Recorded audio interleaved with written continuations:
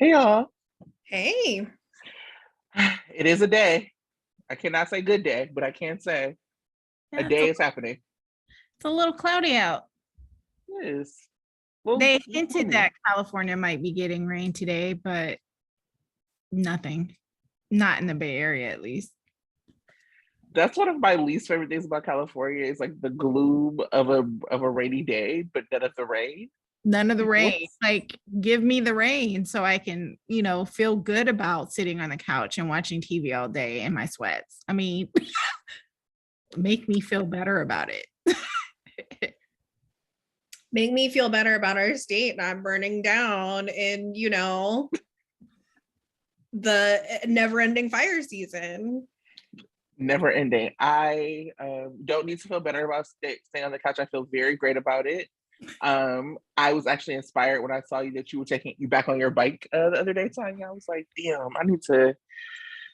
No, I'm on vacation all next week. And then someone goes on Twitter. So I rode 14 miles and I thought I was doing great.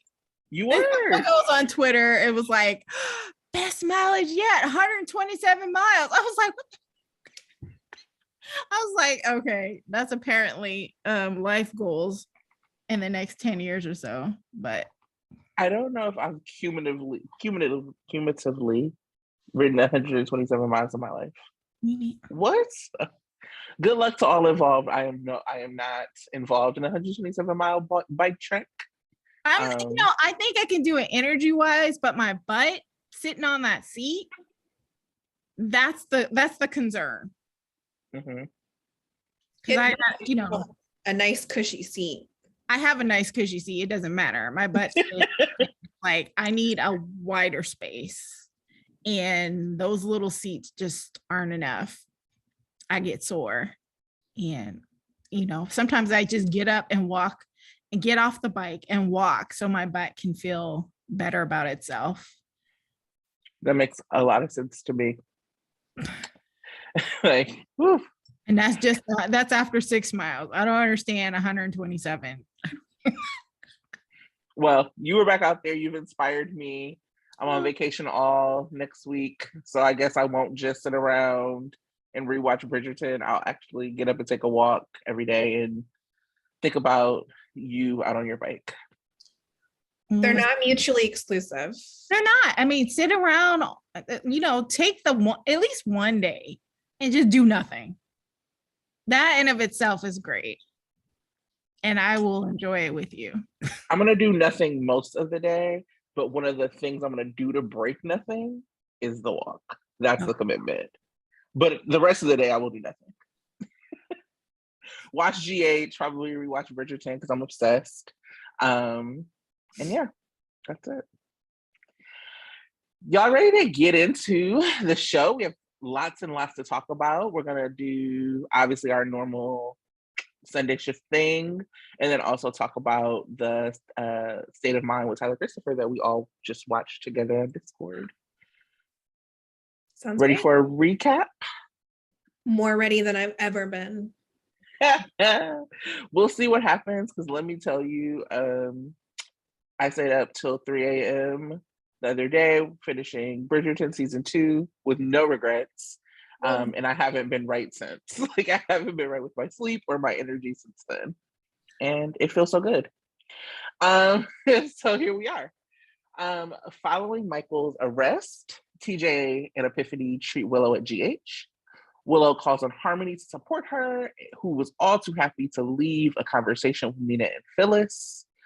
A rude exchange with a doctor has Epiphany looking into taking her MCAT, and our head nurse is on her way to becoming a doctor. There is a lot of Sunny who is on every day this week. Shout out to the people who did not complain about Sunny being on every day this week, but I digress.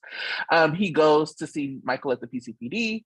Michael does not tell him about the sex tape, accusing him of choosing Nina over his family and telling him that he is no longer family to Joss, which, yikes, Michael, that is not your call.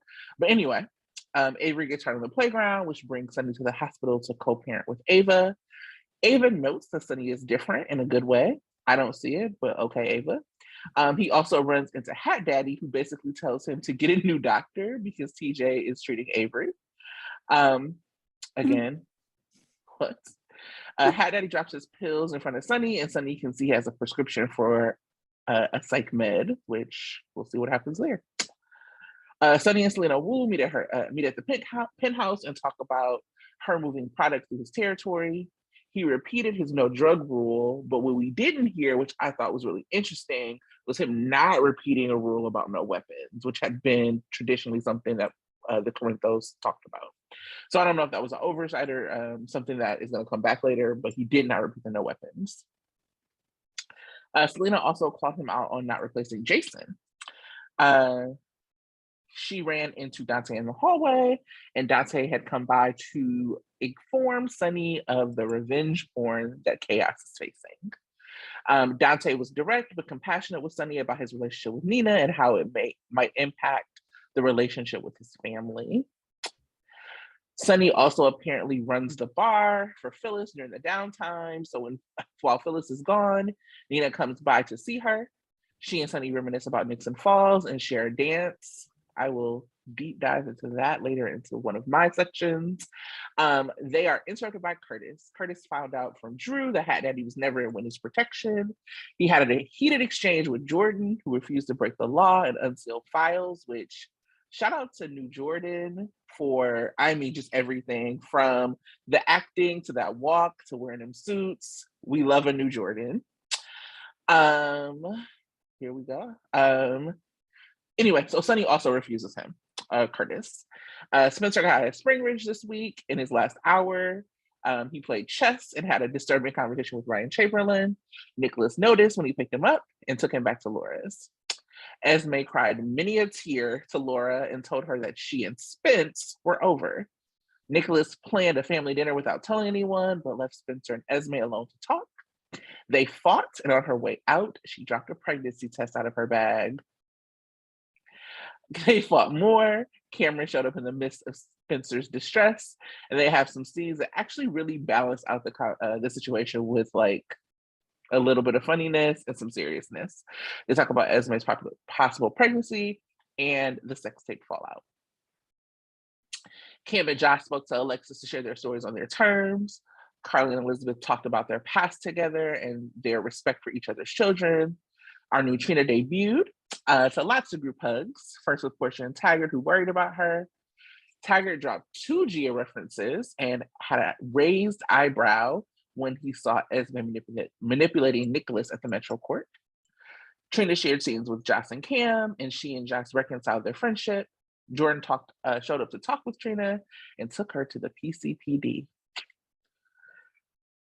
Other news, Finn and Liz are back on, and Chase is organizing softball games and possibly singing for the Deception launch.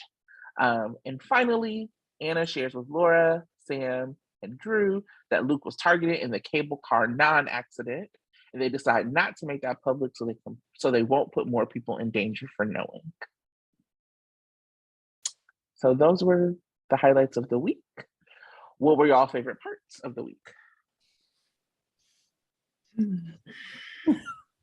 Well, overall, this week was just okay for me. And it was actually like, usually I'm able to pinpoint a great performance because I get a reaction out of it. I got one reaction, and I'm not quite sure if I want to label that as a good performance as just versus something that's interesting. But I'll say some of the good things that happened before I talk about the performances. You know, Dante being on the screen is always good for me. Love it. Love him. Hair. Love it. But I do love it when he's in scenes with Sunny. And yeah, that's pretty much. I love Cam and Spencer together. Yeah, I think that was almost probably the best part of the show for me. It was Cam and Spencer together. I also love seeing Taggart on GH. He's great as the dad, and just, you know, side-eyeing Esme every second. Love it. what else I guess those are my favorite parts. Oh, and welcome to Tatiana. Yeah, she was so good. Yeah, I do notice some differences, but I still like her being here, and I'm excited for her to be on the show. So she seems, for me, it's what's interesting is that she seems younger. But even though her photos and everything else seems great, but when she's next to Josh, she seems younger to me. But it's interesting. But I still think she's great and has some great, acting skills. So yay. That's funny. Yeah, I mean, we love Nicholas Chavez, but I will say that I think Tatiana had a better first debut day than Nicholas Chavez did. So I'm really excited to see her only go up from here. I'm really glad that we didn't see her get arrested on her first day. I'm glad that we were able to see her have scenes with Joss and her parents first. Because I'm feeling some kind of way about her being arrested. So I'm glad it didn't happen, this week. I'm hoping it doesn't happen the way it seems it's going to happen on Monday. Because I think I don't understand why she's being arrested anyway. It's still part of the investigation, but bygones. Sandra, what were your favorite moment or moments? Yeah. I thought the week overall was fine. It was like too much sunny for me personally. That's no surprise. I knew that going into the week. So, but what we got of the storylines I care about, I enjoyed. I really, I loved the Joss and Trina scene. I thought it was really lovely. It was funny I was like, oh, new Trina's a lot shorter. So I was wondering if that's part of the reason maybe you were picking up on a younger energy. Yeah, and then her voice is very young. I thought it would be a little bit, just looking at her, it just didn't fit her face until I actually got used to it. But then I don't know, I sound super young as well. So I don't like it. I don't like my own voice. So maybe that's my own personal issues. I like your voice and I like her voice. I love deeper, huskier voices like Joss's. But yeah. Well, I love your voice and I loved her voice. I'd heard her voice before too. So I didn't have different expectations because I watched some clips of her and other things. But in the way that and without going too deep into the recast, because that's something I want to talk about later, I really went in not with low expectations, with suspended expectations, because as we know, your first time on a show doing anything is such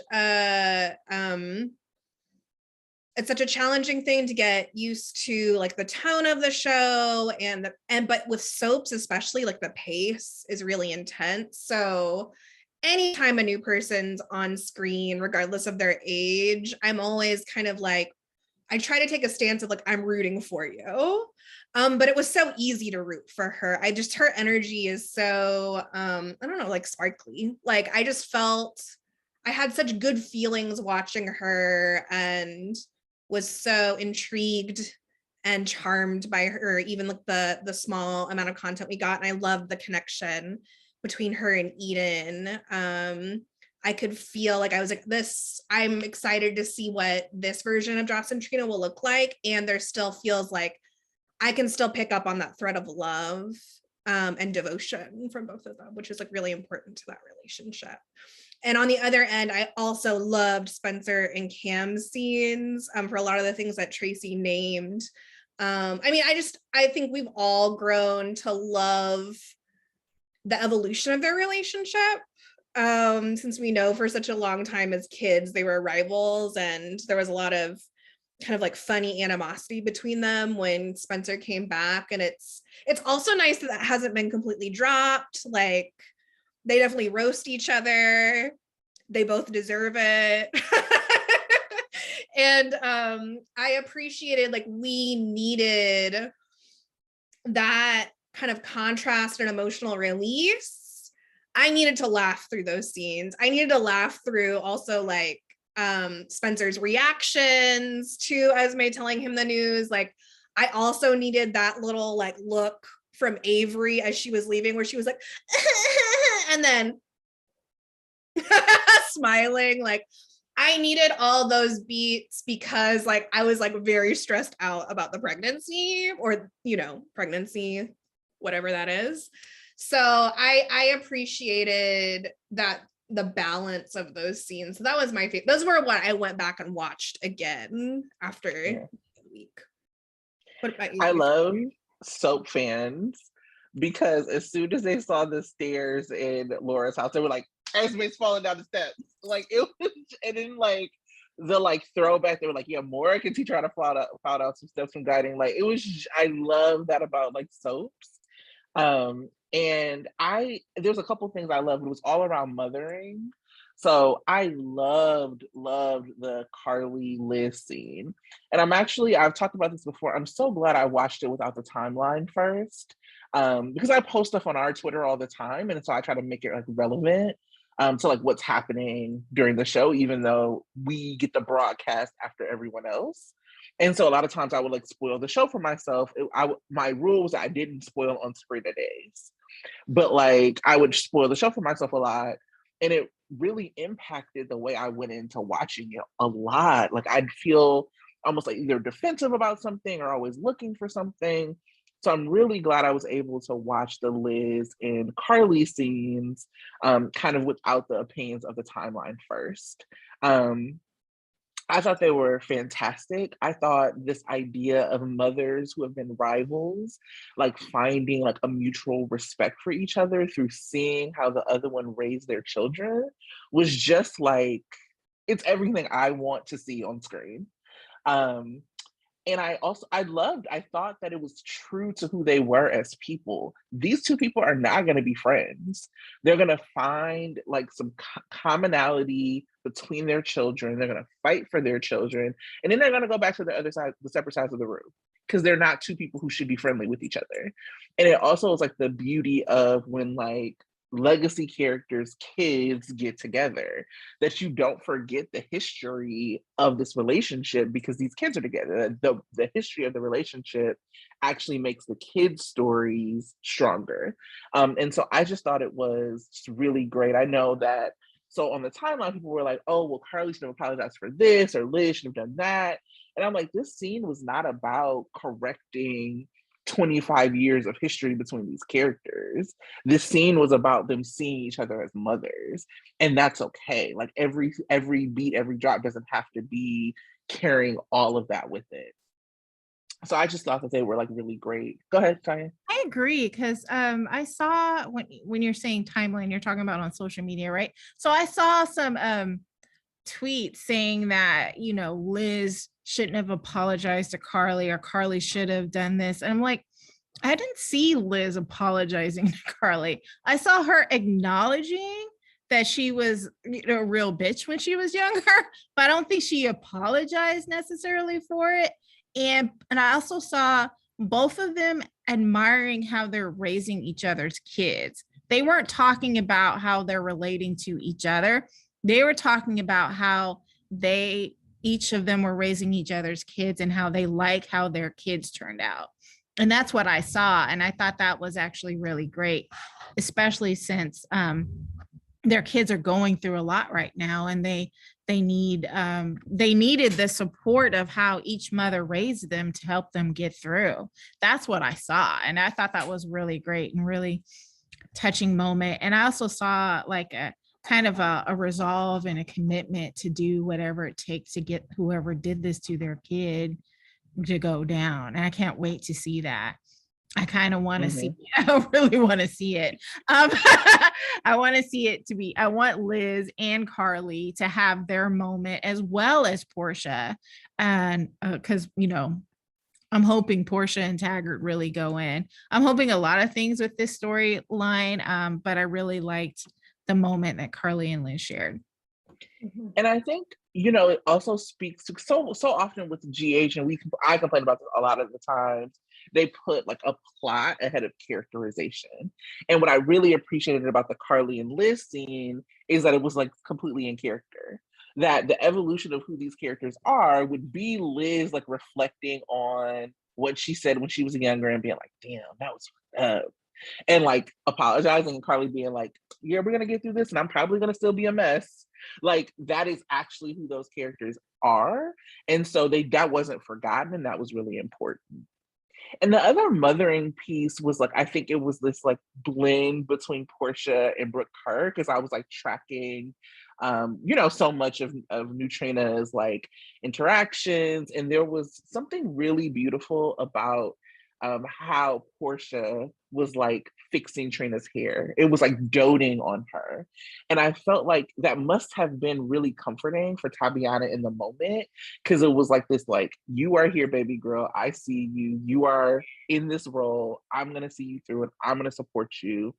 And for like to see that with Brooke, I've been watching Brooke so long because she was like part of a teen scene or young adult scene on Passions, and to see her like become a mother and like bring in these new actresses to be who she was, I think is really special. And so just like every time she would like fix her hair or kind of dote on her, it was like this really beautiful blend of like Portia and Brooke like taking care of Tabiana and Trina, and I really enjoyed that. Yeah. So Tanya, who was your performer of the week?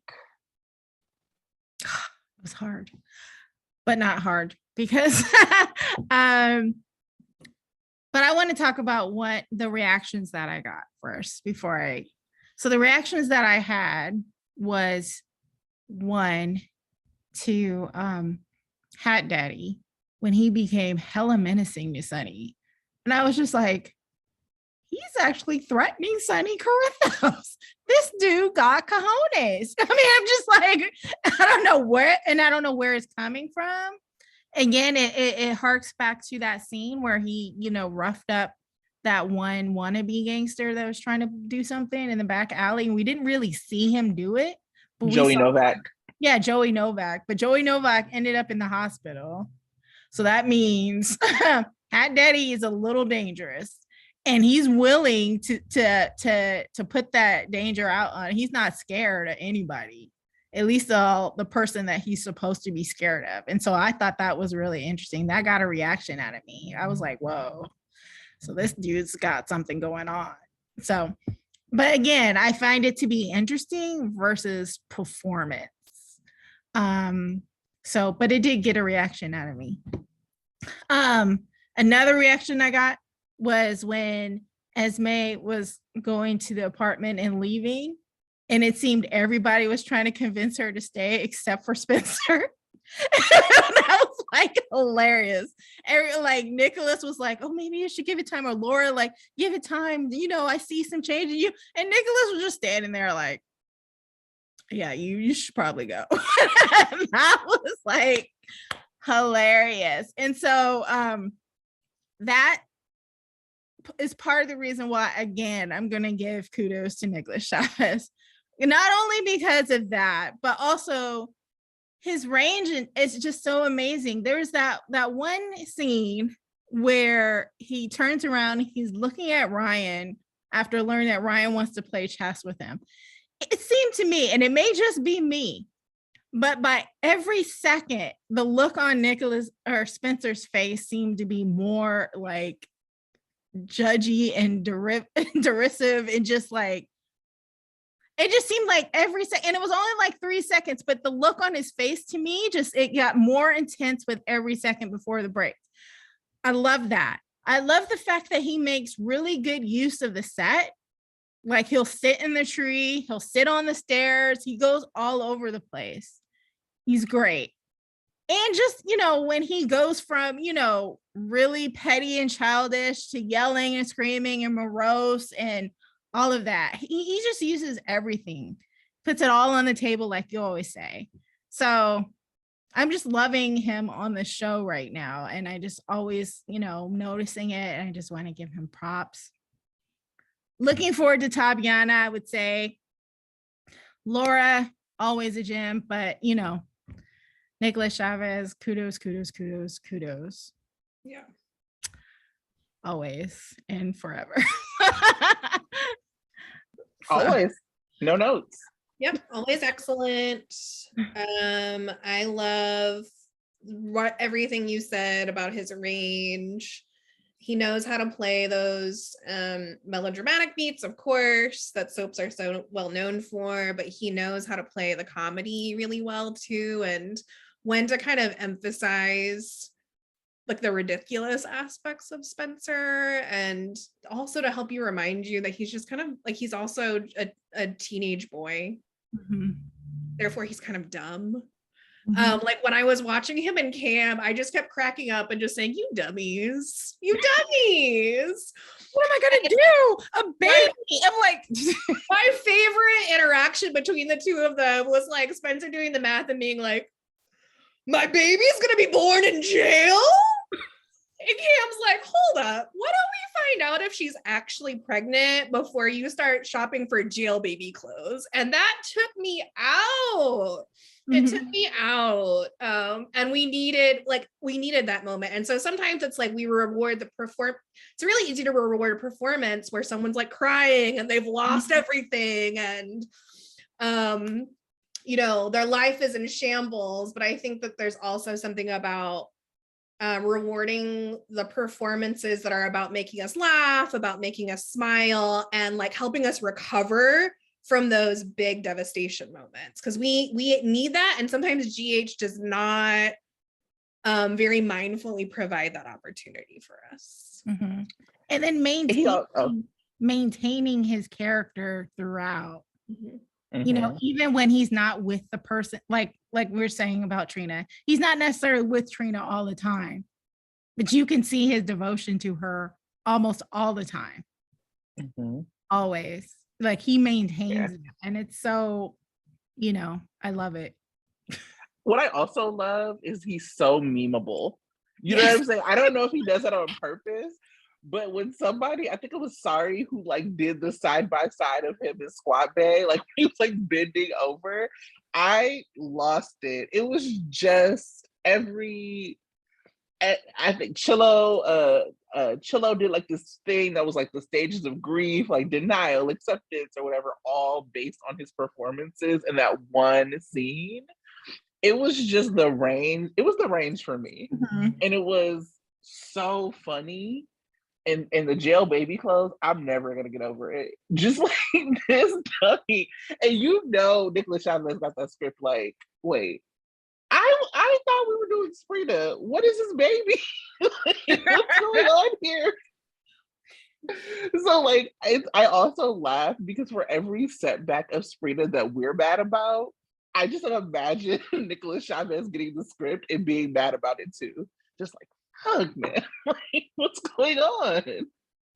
He was like, "I thought Sprina was going to be together by Thanksgiving, so no one's a bigger clown than Nicholas Chavez. He's putting on his clown makeup every day. Every day he gets scripts. Every day he gets the script, he's just like, red lipstick, give it to me. This is going to be the day that Sprina's going to kiss." And then he looks at it and he's like, "No, I'm having a baby with Esme." Okay, let's do this. I just like imagine him being like, he probably is too young to have ever seen it, but like, I know what you did last summer. We're just like, what do you want from me? That's like Nicholas Chavez. Every time he gets a script and he's not with Sprina, he's like, what's happening? What do you want from me? Our hearts go out to you, Nicholas. They really do. They do. Oh, let's get into it. Oh no, go ahead. Tracy for sending him that gift is definitely well deserved. And we yay. wanted to make sure that he knew that we were still on the Sprina ship and he's our captain. So we sent him like a little ship in a bottle, and then like a chess game. I also didn't think he was gonna get it, and then he like posted. I was like, okay, Amazon does work sometimes. Thanks, Jeff Bezos. You just send it to GH. You can guess where it goes to him through GH. Oh, sent it to the studio. Nice. Yeah, I followed some instructions. he posted the picture of the chess set, and it was the same day as the chess scene with Ryan. So I was like, Oh, It nice. So let's get into it, y'all. What is working? Sandra, tell us what is working on the show.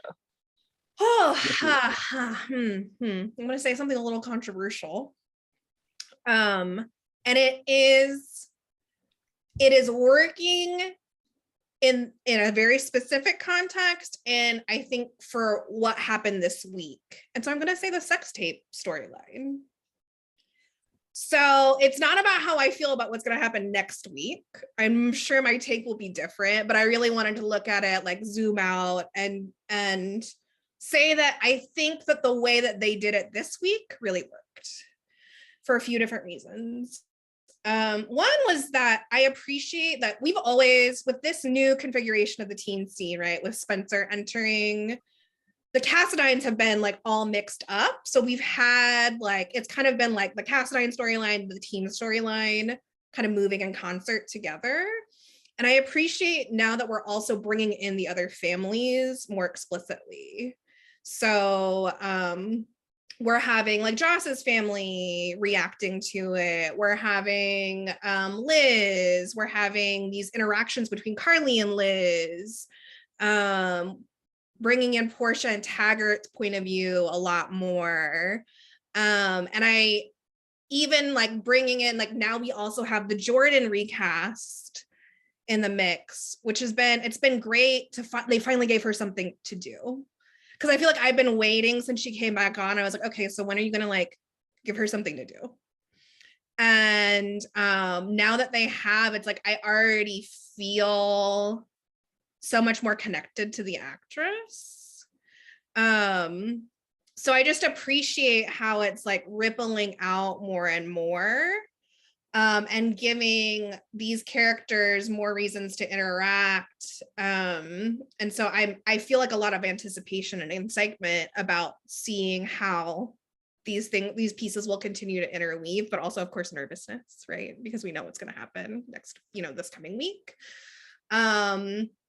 And I'm excited for both the Jordan and Trina recasts to be in a storyline that touches so many different characters. And so I am excited. And I think that really is working. And I appreciated also Alexis's piece in the story. Her guiding Joss and Cam through this process of telling their story. And also like having the adult, having the moms leave, but they're also being this kind of like maternal figure that they also trust, who's giving them a lot of agency and treating them like adults. So I both appreciate the way that the kids are being like protected, but also appreciating the way that they're standing in their own agency. And that's also a lot of like the tension, right, between Joss and Cam, and we'll see more of that play out. So as much as this storyline, to use the everyone's new favorite Bridgerton word, the story has vexed me greatly, and will continue to. And I want to give it props for what it is accomplishing. And a lot of that also has to do with like, we just have such an amazing cast of actors. So I thought everyone in that storyline did a really wonderful job. Minus, the one person who consistently doesn't pull his weight. Who is that? I don't know. This character, you might be familiar with him. Marcellus Casaloma. Yeah, Marcellus Casaloma is how I will be referring to him moving forward. I agree, especially given the contrast of how Sunny coming back from Nixon Falls storyline played out. because what we've often complained about before was that not everyone got to react to the fact that Nina kept him a secret. And not everyone got to play into that story, even though there's plenty of people who it affected. And so having this storyline do what we wanted for Sunny is great. And the heartbreak of it is that this wasn't necessarily meant to be the major storyline, right? And I'm loving how all of the teen stories are so much more bigger than everything else because they're doing it right. Except for now we're getting back into, the vets doing the capers, and a lot of people are involved in that too, and that's great. So what is working is that GH is doing more ensemble storytelling versus focusing one or two people, and that Sunny Nina storyline is still focusing on one or two people, and that's why it's still not working. Well, Tanya, you actually took both of mine, but that's absolutely, I love, no, Right. no, it's, you are right. I'm double tapping 100%. I actually have put up on our Twitter, what is something, we get really down on the show sometimes. I know I do. I felt like the week was really slow. Thursday and Friday picked up for me, and I really enjoyed Friday. But like earlier, I was just like, this is really slow. So I was like, what is something that you really like about the show? And just like consistently people said vets, like, oh, seeing Anna and Felicia back in the mix, like seeing the vets have something to do. And that is, I hope that what we're seeing is that they understand that, like the writers understand that. And also, I mean, if we're just being 100% honest, having Jason absent and not have to be like the hero of everything actually has worked really, really well. If Jason, I mean, even Finola Hughes said that she assumed that Jason was going to be the person that killed Peter. Like, it's just every big sweeps event, Jason has been the person. Like back in the day, we had like the really big, like the hotel crisis and the train crash, like all of that stuff always ended with Jason being the hero. And so like his absence has really allowed, Felicia and Anna to step up. It's allowed Robert to step up. It's allowed Mac to even like have these really important roles in these storylines. And so to me, like everybody consistently across the board has said vets. And so I think not only having the vets present, but remembering that what people like about the vets is that we know so much about them, is that we have invested in their stories. I talk about Anna fans all the time. I'm like, listen, I am a fan. I can't call myself a stan because Anna stans are like historians, and I am like Anna Padawan. You know what I'm saying? Like I'm trying to get there, but I'm not there because back in the day we used to have this such a deep investment in story. So it's not. I mean, obviously Finola Hughes is gorgeous, amazing, perfect, no notes. And we know so much about Anna because back in the day, they invested so much into story. And so when you see Anna now, it's not just, oh, this is a person who used to be on the show. This is a person that carries all of this history from the show. And so I'm hoping that we see one more vets, but also knowing that that's what's working, more investment in story, actual good story for people who are there now. So when they move into like the role of being a vet, that we actually are able to look back and say, oh, it's so important or exciting that this person is there because this is a story they told back in the day. Yeah, I think that, and it speaks to why for us at least, the scene between Liz and Carly worked really well because again, they recap that history. They have that history to fall back on and to review, and to seeing how that history is playing into the future and how it's affecting their kids. And so, I mean, that's, don't discard the vets. And that's why I'm a little, are we getting into what's not working? Sure, we can do, it's your world. Yes. Isn't it my world today? I'm just like, yes, no, do it. I'm with it. What's not working is the fact that there are some characters who could be great legacy characters that are missing, right? Why is Sunny bartending? Christina is the manager. Why isn't Christina here? I'm like so upset. And I'm just like, it doesn't make any sense. And we still have not seen her reaction to Nina. And I don't think we ever will, because apparently the writers aren't trying to have it, or the producers aren't trying to have it. And I don't think her going to Party City and recreating that wasn't about Martinique. Nina.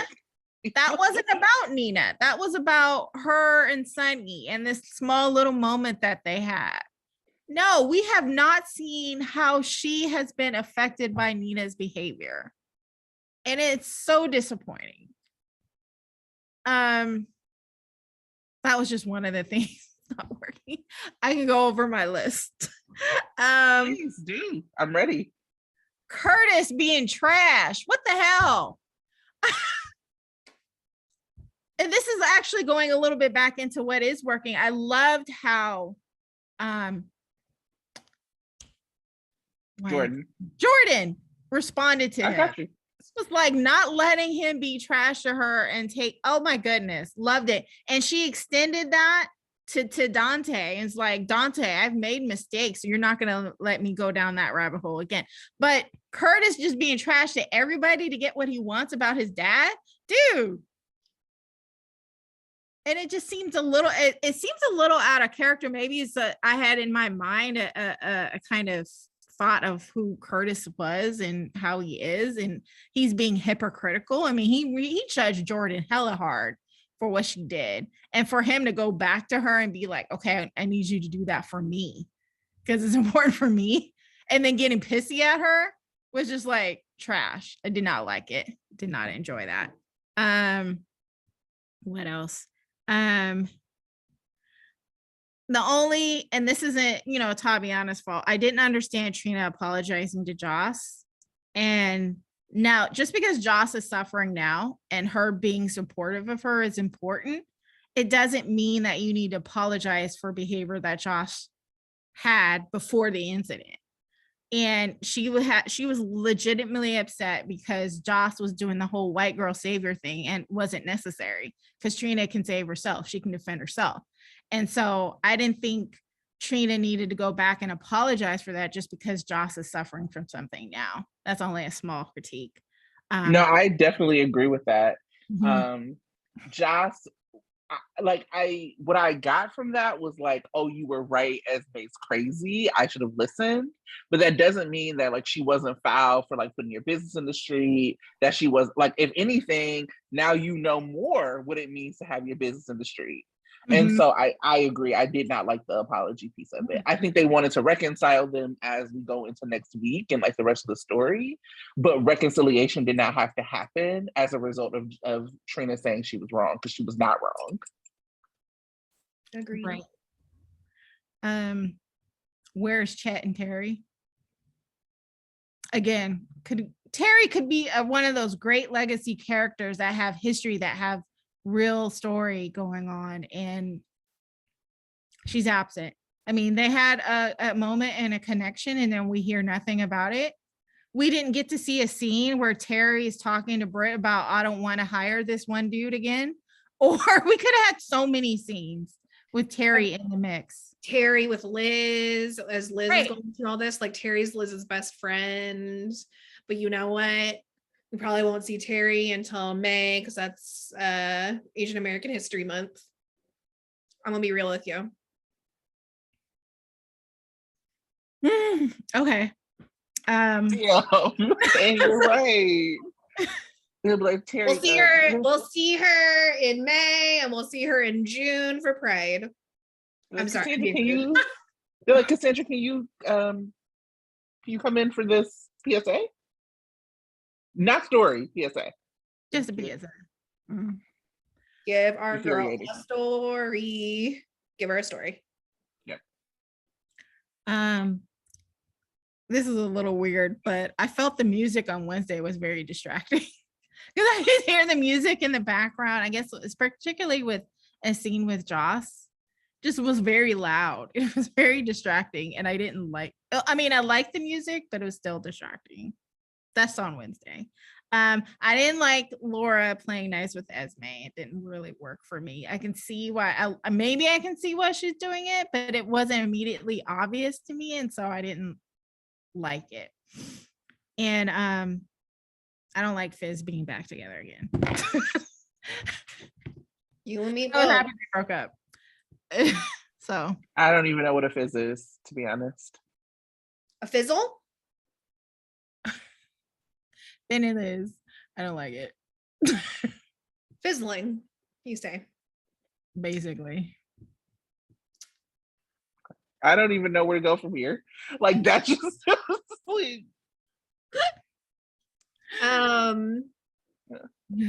Yeah, the Laura piece, it didn't bother me that much because she doesn't know what we know about Esme.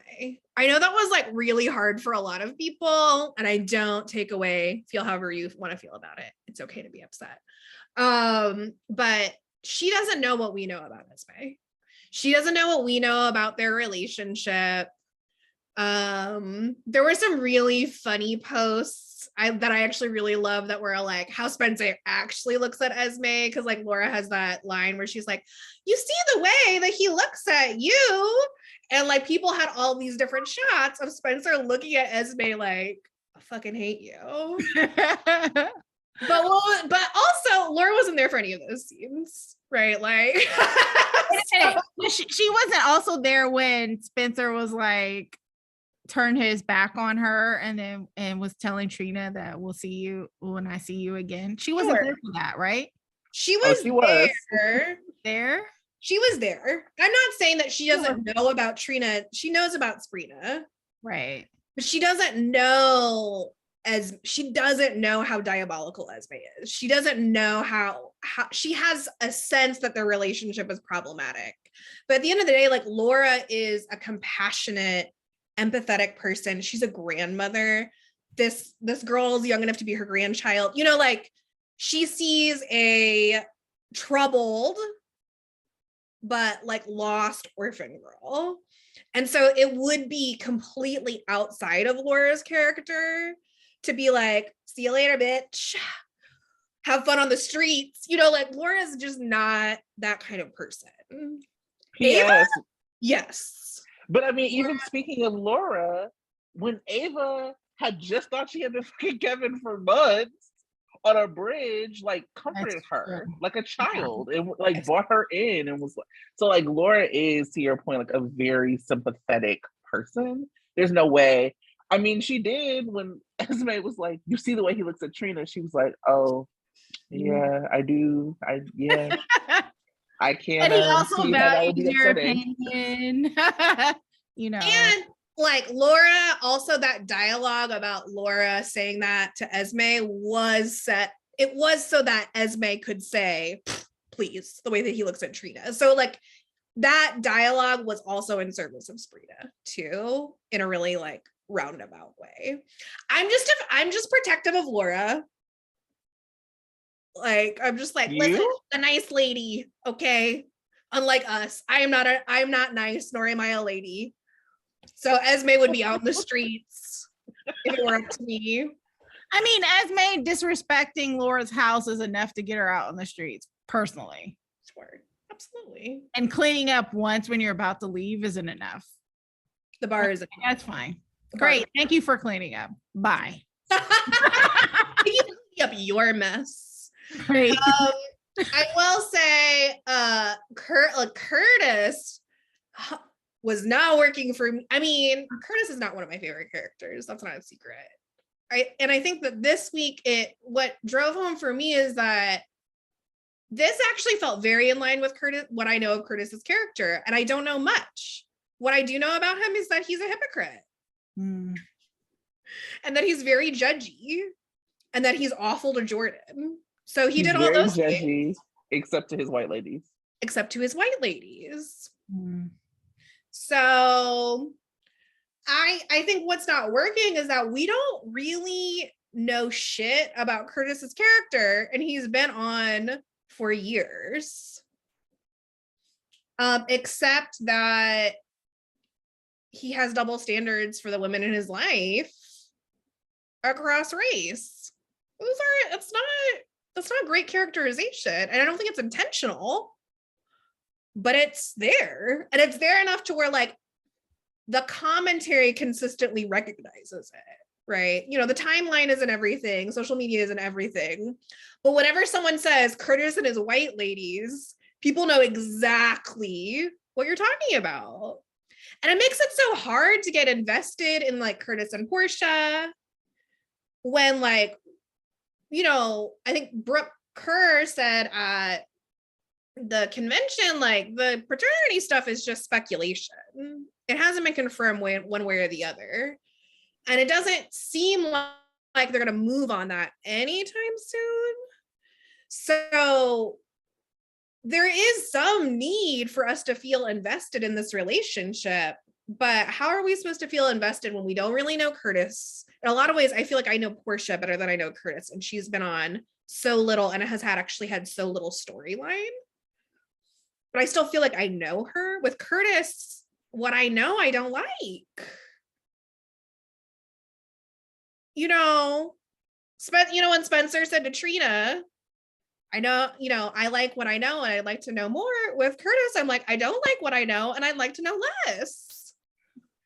If this is what I know, how rude. He was so awful, Jordan.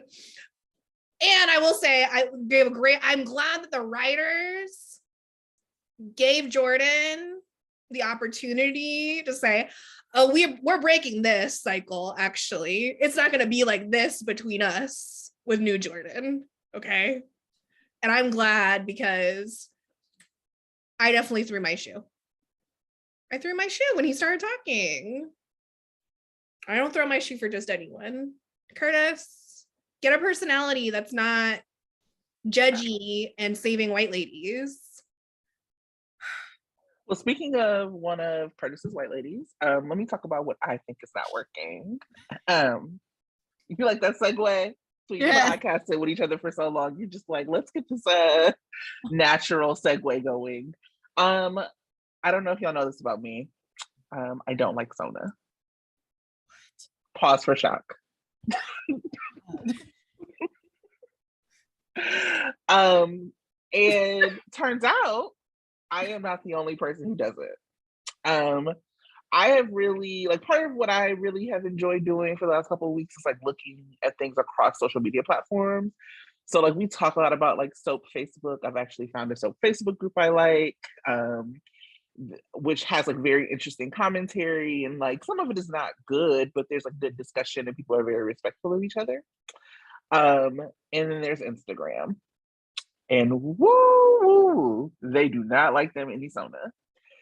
So the scene with them in the bar dancing that had like the flashback to Nixon Falls to now was posted on the GH Instagram page.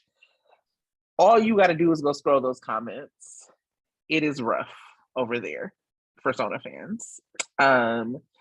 And I think that it, for me, is like, it's not just about hating on them. Somebody asked this question. It was like a Sam fan who I follow, because, you know, obviously Sam McCall's my girl, who like is not invested in either in any way. And which is like, what do people think about Sona? And I was like, you know, I actually think that they have like good chemistry. Like you can tell the actors enjoy working with each other.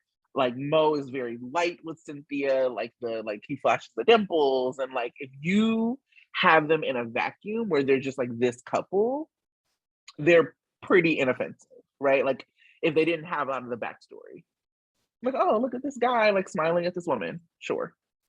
But the problem is they actually do have all of this backstory.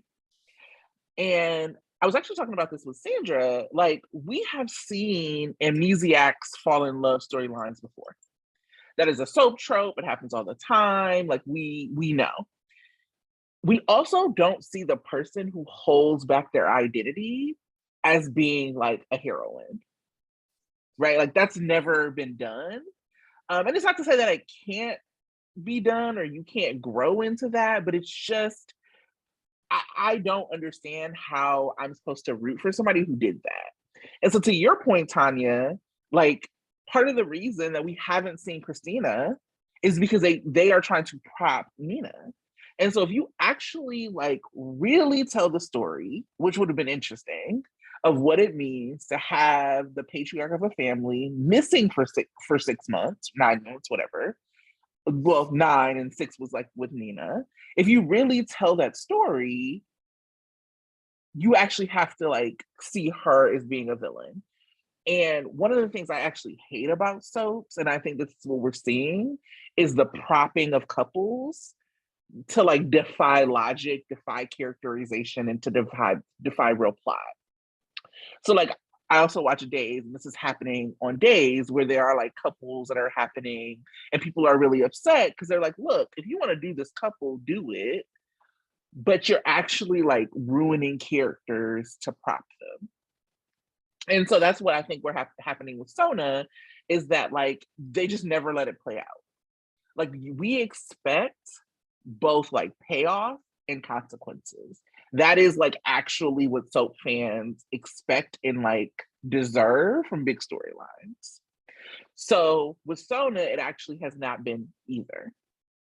And I've said many, many times before that I think they assumed that Steve Burton was going to be there as Jason. And so the other side of it was that Carly was going to be kind of pining for Jason, like an alive Jason, not a dead Jason.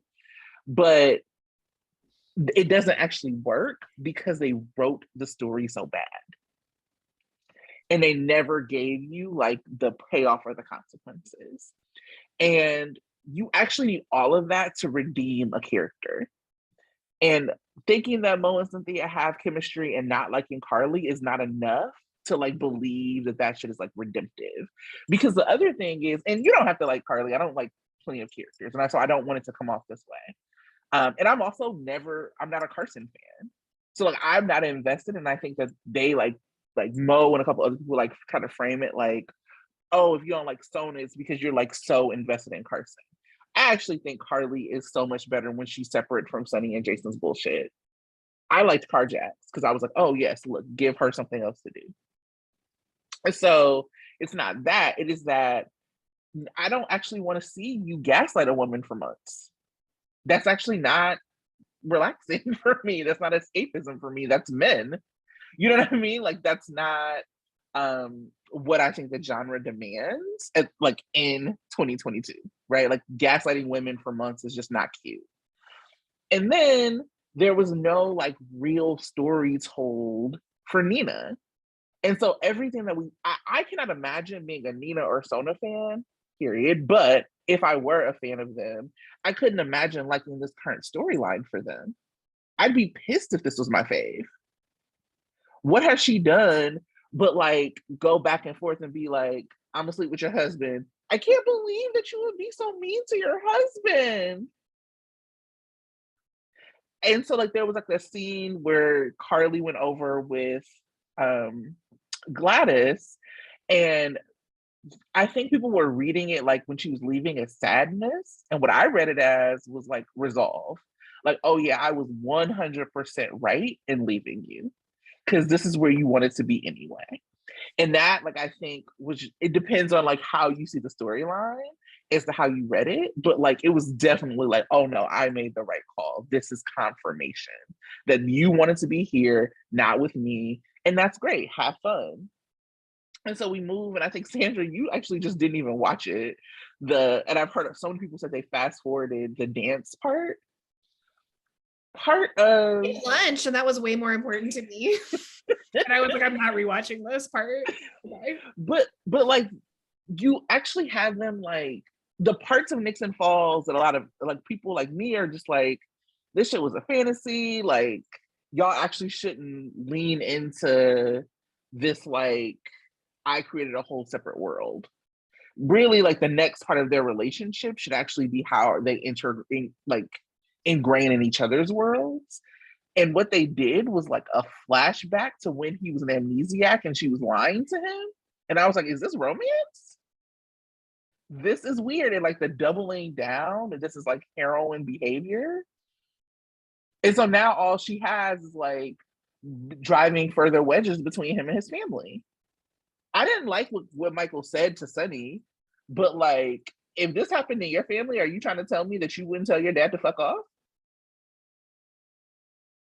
I don't know. So anyway, Sona's not working. I mean, it's going to be there. Millow's not working, and we've had to live through that for forever.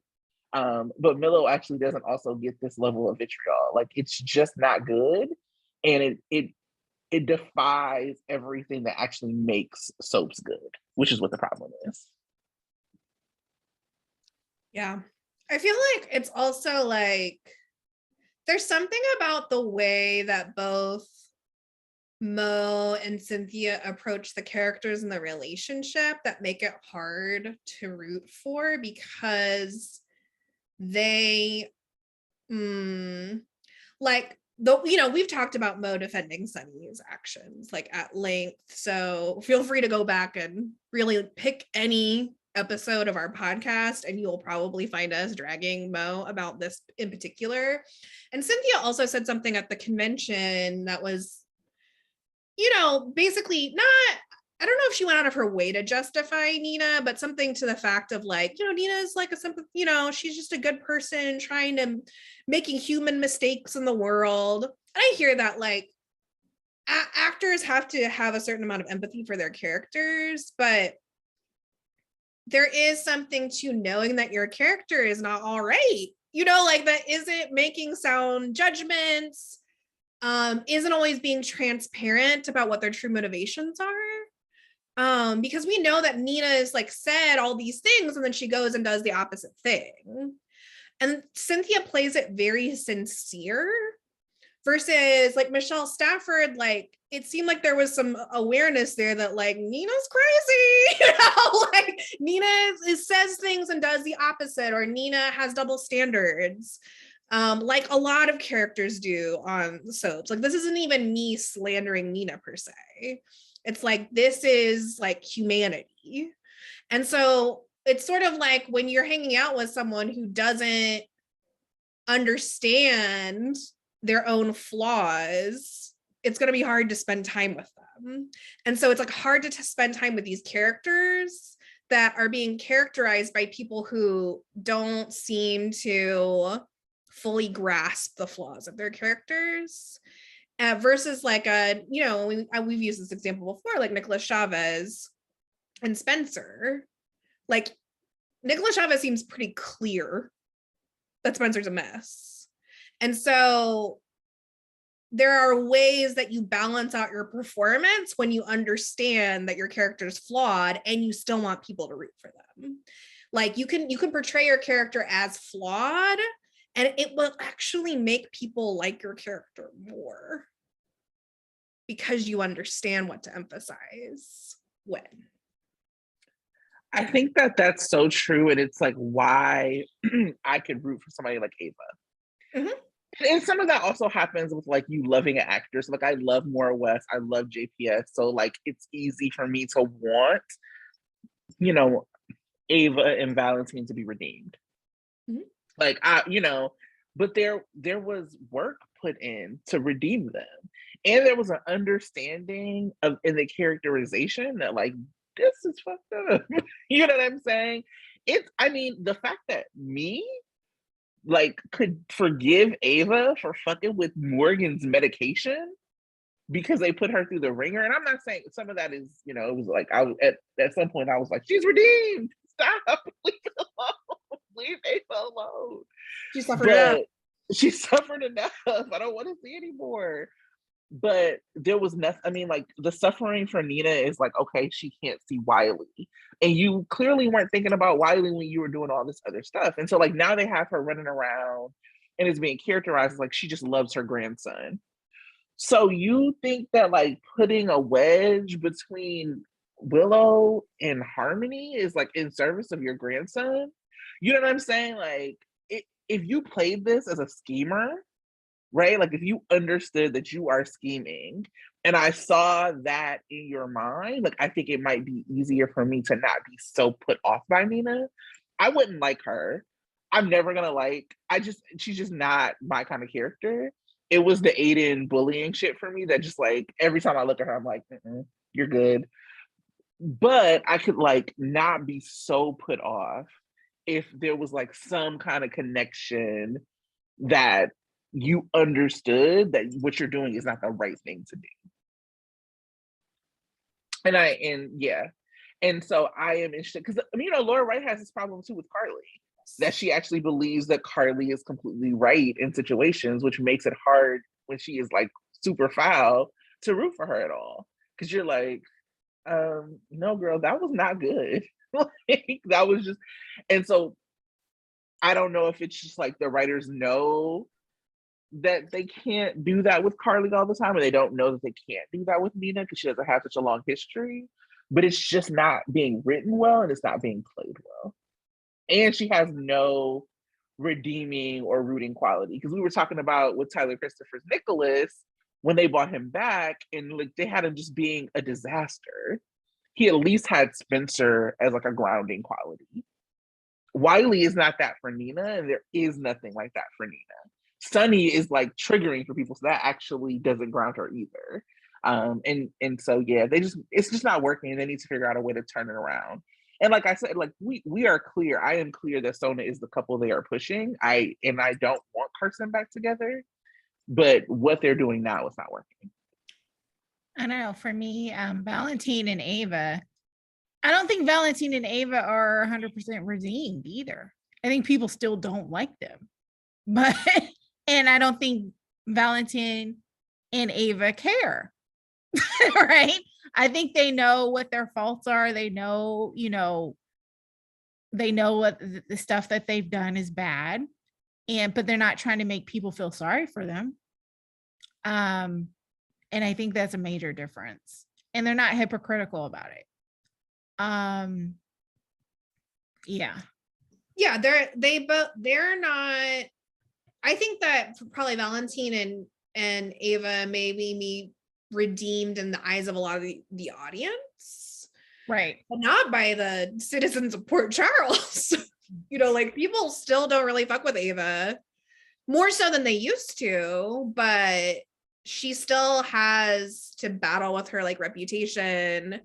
And Valentine is still not accepted by members of his family, like, and he's still, I think he's able to move through Port Charles with much more ease than he used to. A lot of that has to do with Anna, right? And Charlotte, but they both had to also take their licks. They like Valentine was no longer a Cassinine and had to go through his whole identity crisis and be publicly humiliated by Nina and all of that. And then also had to be in Peter hell with Anna. They paid and paid and paid. And then we all know what Ava has been through. My God. And even part of Valentine's redemption arc is Bailey. Mm-hmm. Mm-hmm. And his suffering there. Yeah. Mm-hmm. Our faves are suffering, okay?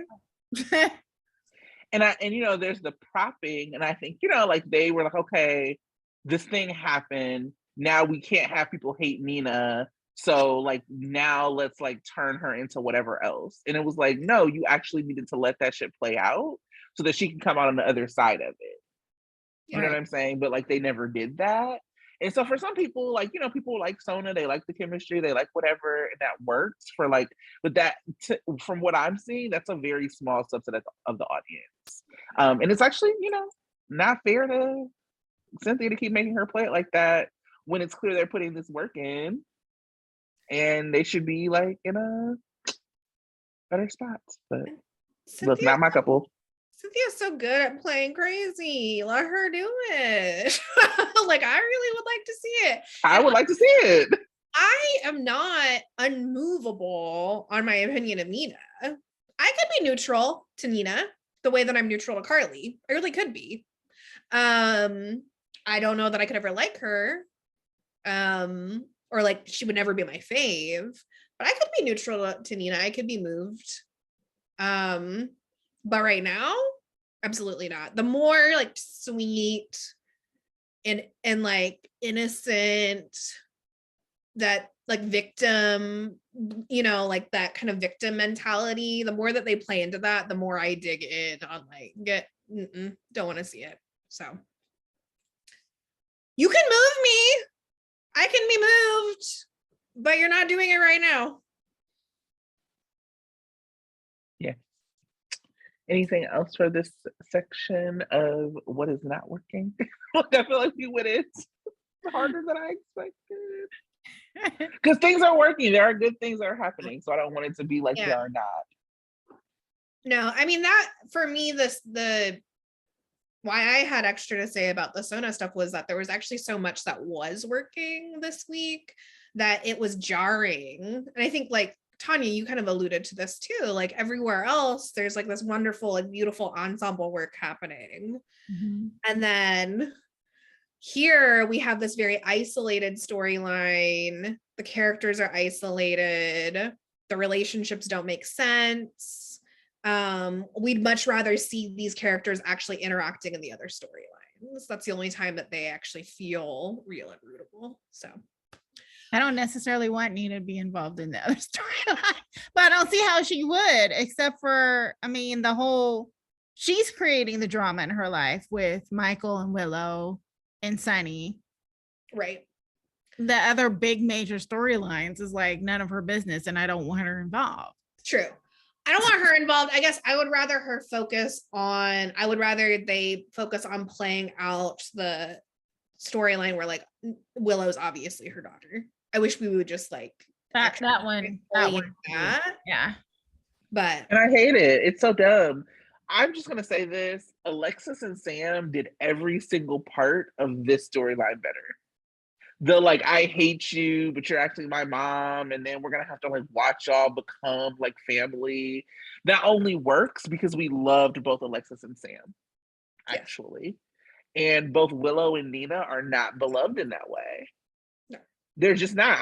I think we were talking about like somebody who went to the GH convention was like, the actress that played Willow was like surprised that like Chase and Willow got like real big applause. Like, I know people tell y'all not to read the comments, but you got to read some comments sometimes. Nobody likes this. And I would have guessed that she would have known that just based on her performance, because she is better with Josh than she is with Chad. And you can 100%. Feel that when you're acting. You can tell when you have chemistry with like really good chemistry with someone, and you can tell when you don't have as good of chemistry with someone, or at least I can. So yeah, I think another thing that's not working about that storyline, God, we're really going in, is they waited so long for the reveal, right? Like many of us were rooting for Willow to be Nina's story back when they were in original active conflict with each other. And then they did their little bait and switch and had it be Nell instead. And I was still holding on. I've actually been holding on this whole time. I'm like, they're twins. I swear to God, Willow, it's definitely her daughter. It's better drama, blah, blah, blah, whatever. But now we're actually getting to it. And I'm like, it's been too long, friends. Right. I'm over and you've gone like so back and forth on the relationship between these characters, but like not in interesting ways. And Willow and Nina are not different enough as characters to like make the clash interesting either, because they're both kind of like,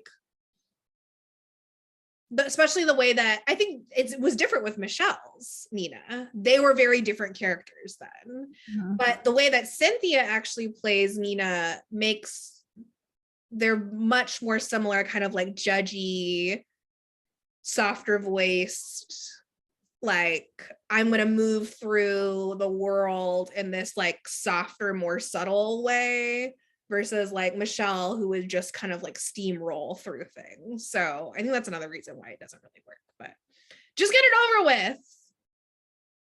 with. Yes. It's just not, I mean, again, I will say again, because it needs to be said, Alexis and Sam did it better. It just, Nancy Sam becoming a Cassadine? Yes. A Nancy D. Ron and a Kelly Monaco? it's just not realistic, friends. It's not comparable. Um,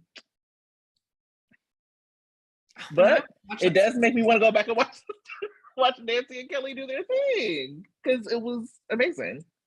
The drama was like real. It wasn't contrived. Like this Wiley custody shit is like super contrived, considering that they've already had drama. It's just not. It's not good. So we'll see. Again, the sex tape storyline is working. I am very nervous about what they're going to do next week. But yeah. Let's close this out because I want to be positive. Yes. So yeah, that we had a little 90s throwback moment just now. Or I guess that was the aughts, whenever it was. It was from a time long since past. Talking a little bit about classic GH and vets this episode. And so now we're going to talk a little bit about one of our favorite actors who has portrayed a very important legacy character, Nicholas Cassadine, originated by the Tyler Christopher, who was in the role off and on for like over 20 years, from 96 to 2016 or so, right? I'm getting my dates. Yeah. Something like that. Yeah. And so he was on Mo's show, State of Mind. And we, the three of us, watched along with some of our GH Twitter pals on Discord. And so Tracy's gonna lead us through a little discussion, but definitely check out Tyler's interview to hear his words, like his words in his story in his own words was so powerful, and really encourage everyone to check it out themselves too. Yeah. I mean, like, there's no secret that we love Tyler Christopher on this show. I tweet him very often that we miss him. As like, and that we like want him to be doing well, right? Like, so it's not just about coming back to GH, which of course we want. We also want him to be healthy and happy and fulfilled. Because this is somebody that we've seen on screen who has given us so much like joy and drama and all of that on screen.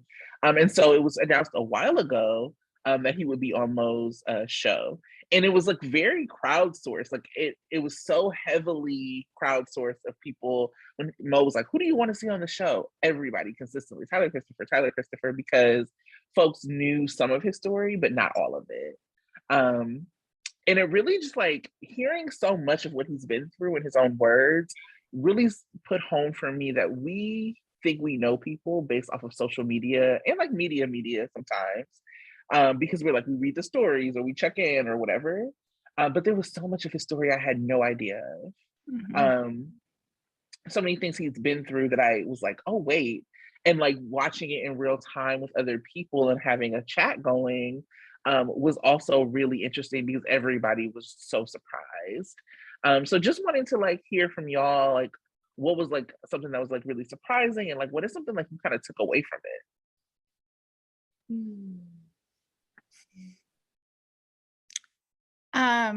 I mean, everything that he talked about was very surprising. All the things that he had been through, like you really don't know what's going on in a person's life.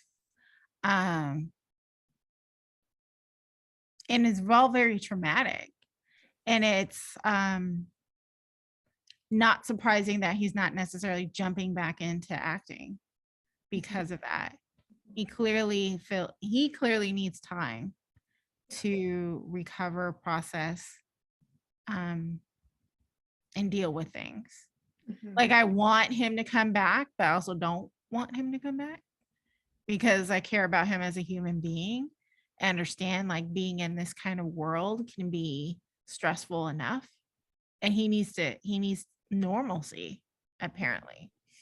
And so as much as I would enjoy and be entertained by having him on the show, I don't think it would do him that much service. It's also clear Maurice is an interesting person. It's clear that, I mean, Maurice is a big fan in that, but he's also a person that has issues too. And I'm kind of glad that he's able to interview people and kind of bring awareness to mental health and the importance of it.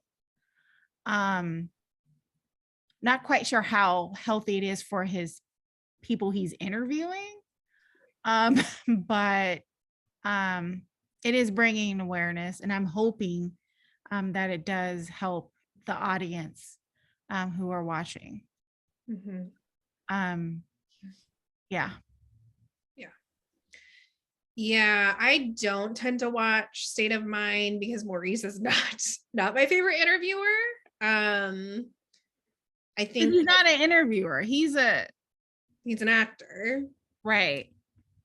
Which actors can be great interviewers? Take Cameron Matheson, for example. He's actually, and I know we joke about him, right?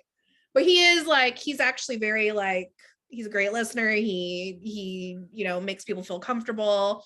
That's not how I would always characterize him as a great listener, right? And he has a tendency to talk over people, talk too much. Actually, in this interview, he was restrained. I think he did a lot more listening than talking. So I thought it was, there were of course things that made me feel uncomfortable, but I can appreciate how much of it was just Tyler's story. And I appreciated how clear Tyler was on his accountability. Of course, there have been awful things that have happened to him. I'm so glad that he got to share those things in his own words. And also he was very clear, this is not a poor me. Like, I also created a lot of the circumstances that now I have to deal with. And so to me, what that signal was just like, he's taking his recovery incredibly seriously. And that made me so happy. It just made me really happy to see him in his power. And, I frequently probably tweet maybe at least once a week about wanting Tyler to come back or like missing him and it's always with the caveat of like, but first and foremost, like, I just love, like, I care about you as a person. Like, this person has been in my life for decades. And I feel very attached to wishing him the best in his well-being overall. But there's often people who will pop up and say like, don't you know why he left? Well, first of all, as like, I was like, I know some of like what everyone else knows on the internet, but I actually don't know his story because he hasn't told it. Mm-hmm. And also, I think there's a lot of commentary about like, well, it wouldn't be good for Tyler to come back. And so like what I think what I want to push back against is like, what I want for Tyler is for him to be in his power and for him to have choices and decisions about what is best for him, and for him to be able to navigate those with as many resources and as much support as possible. Because it is like so much about healing around mental health, around addiction, around like traumatic brain injuries, which was something I didn't know about Tyler, right? Is like, and about the medical guardianship that he was under. It's so much about autonomy, mm-hmm. right? And being able to make your own choices, to also like own the consequences of your choices, to be able to make mistakes, mm-hmm. and come back from them. And so that's what I found to be really powerful about his story, was just like how deeply he owned it and how brave it was for him to share that when like a lot of like additional details could make it harder for him, right, to get work. I'm sure it already is hard in a lot of ways, to be trusted again. So the fact that he prioritized telling the truth and his healing made me just feel like super proud of him, and I don't want to say like inspired because that can seem really cheesy, but I don't know, maybe I'll just say I was inspired. I was inspired by his truth telling. Yeah, I love that. I love that what you said about the inspiration piece. I'm always so careful around saying that because sometimes we use inspiration in this way that's like really gross. And I don't think that's what you did. I think being inspired by his truth telling is something that we all should be like inspired to do more of. Um, so yeah, I agree with that. It was also just struck me something I thought, and I was like, oh my God, I don't know, I didn't know we were so close to losing him so many times. Right. Because he said he had, near death experiences like 3 times. And then it just like reminded me, I was like, I put myself in this like we of losing him. And there's something about, I think, soaps more than anything else that inspires that kind of fandom because people are with us so often and so long. And so other fandoms like TV shows, even TV like procedurals or dramas, it's like once a week and then you have like the big breaks and then, whatever. But with soaps, we like see people every day or every other day for years and years and years, and so we feel so familial with them, even when we don't know anything about them in real life. And so just like still feeling the we of losing Tyler, of possibly losing Tyler when he's just been Nicholas Cassadine to me. I don't know his life. It was like really striking. And I do agree. Like I think that for Tyler it was okay because it's clear to me that he is like taking his recovery seriously and has a lot of support, and prioritizes having support. But that was like one of the things I was like, oh my God, like this is really a hard and tough interview. I hope that he is able to like process this with a mental health professional after. Not that I think, and I think that is really important. I've talked about this a couple of times. I don't know if I talked about it on the show, but like I did the Kavanaugh hearings, and it was hard every single day, to hear people's stories, to like, and so I had to work with a group because women were like coming, and people actually were coming and like telling these like very traumatic stories, to like Senate offices of people who didn't care. And so I was like, we actually need to have counselors on site afterwards. And not to like interject when they're telling the story, like, okay, hold on, let's make sure you're using this language or that, but to be able to like actually talk to when it's done. Because when you do that kind of truth telling, when you do that kind of exposing of yourself, it's hard and it brings things back up. It re-traumatizes you, re-triggers you, um like animates almost like these really horrible times in your life. And so I don't know anything about Mo's show, but I do hope that there is like that aftercare for people who are like going deep into things like that, because if it's still like hard for me to sit with and it's not my story, I didn't tell it, I can't imagine what it would be to be like Tyler or anyone else coming to tell like really important moments of their life. Yeah.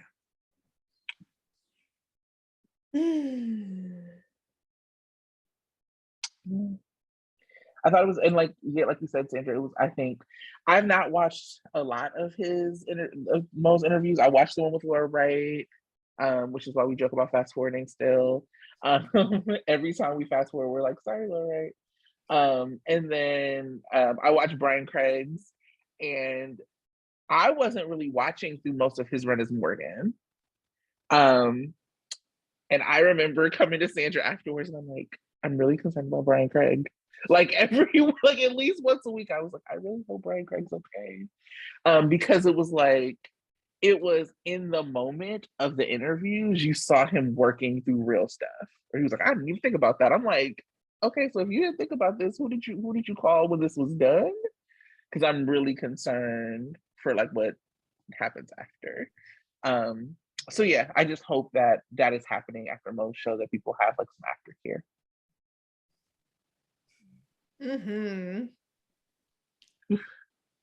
Yeah, on a lighter note, he seems to be in a good place. Yeah, it wasn't a depressing interview. Like he's still going through some stuff, but he's not like in a horrible place. So yeah. Yeah, I definitely, it didn't have the same kind of like, oh God, I hope he's okay feelings as Tracy had during the Brian Craig. I didn't watch I the Brian still hope Craig, he's but okay. I can affirm that Tracy every once in a while will still be like, I hope Brian Craig is okay. And I'm like, you know what? I hope he is too. He is working. So yeah, I appreciated Mo's you can tell obviously he cares very much for Tyler. Oh, yes, And, absolutely. you know, he's working with the same co-author that Mo worked with on his book, and um I appreciated hearing about his process around that and why he wants to do that, you know, to why he wants to share his story and why it's important to him. And I really hope that Tyler is able to keep acting, because it, in whatever, it doesn't have, you know, obviously I want him back on GH, that's no secret, but in whatever way, even if it's not in things that we're going to see, even if it's like regional theater, even if it's what, you know, however he is engaging with his art, because we also know that art heals people. And when you don't have access to your art and you're an artist, that's also incredibly damaging. And I think that was a takeaway that I had from that, was how clear that was one of the biggest heartbreaks of his experiences, was you know, him very much naming like he threw away you know, one of the things he loves the most. And so I think that's one of my takeaway wishes for him, is just like, I hope that he continues to be an artist and practice that in whatever way makes the most sense for him. Of course, I would love to see it, but even if I don't see it, I hope he finds fulfillment. If he does regional theater, we are gonna go find it, and we will go. We'll be there. We'll go. We will be there. Like, I feel very it was also something, you know, that we talk about him coming back all the time. I was cracking up because someone like posted on his Instagram, like, please come save Spencer from Esme. We need you. Like, and like, I have often thought about like a lot of the parallels between the talent of Tyler Christopher and the talent of Nicolas Chavez. And I'm still holding out hope that we're able to see them together. But just like him talking about how this, like, GH was his first role, and that being that same parallel for Nicolas Chavez as well. And then both having like Jeannie Francis to like lead them and guide them.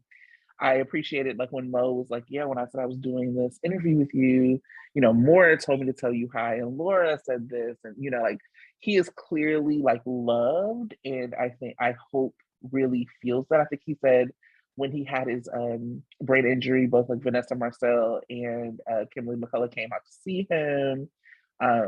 So I am just hopeful that he, you know, this is not a normal job. He was there all day, every day. You know, these people become your family. And so I'm hopeful that he still is feeling that support and that love from people, and that it's genuine, because people are there when things first happen and then it fades. And what we know is that people need this this kind of love and support over and over. And when he talked about like the isolation of the pandemic, I was like, that was like one of the biggest things for me during the pandemic. I was like, I'm not doing well, I'm really like scared for other people who like isolation is a trigger.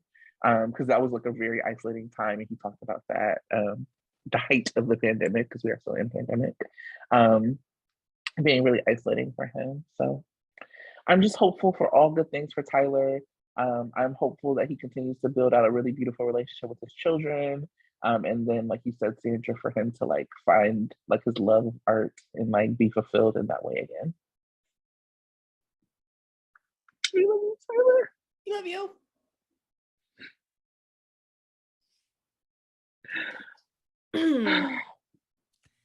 So, well, we will move to some free for all show hot takes before Sandra leads us through predictions. Zah.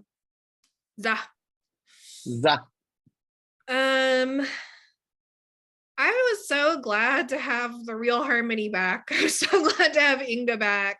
Yes. It's not just like a shady thing about the last actress or the replacement, although she was not my favorite of the replacements that we've had. But just like Inga is so good.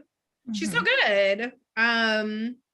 So like her being there for the Ryan Spencer scene was like so important for that scene to work.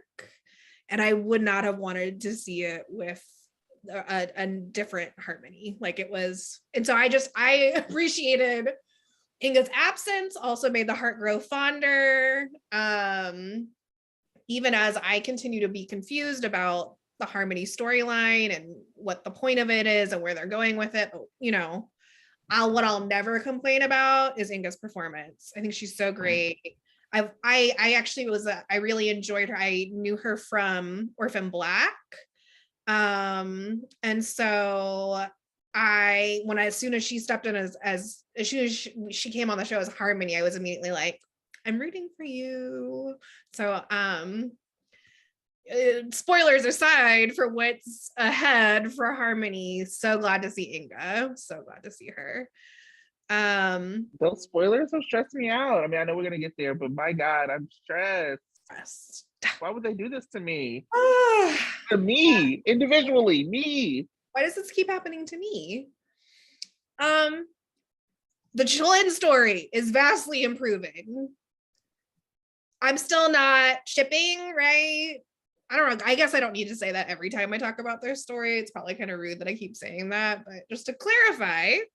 But Goofy Chase with his softball. Like, I'm just like, this tracks. This is actually what I want to see him chase. Like him being like, making the softball league because I have nothing else to do. Like, it just felt like a little puppy Chase running in, like trying to find a reason. See Brooklyn. I'm like, oh, obviously, Deception Girls, you want to play in a softball league.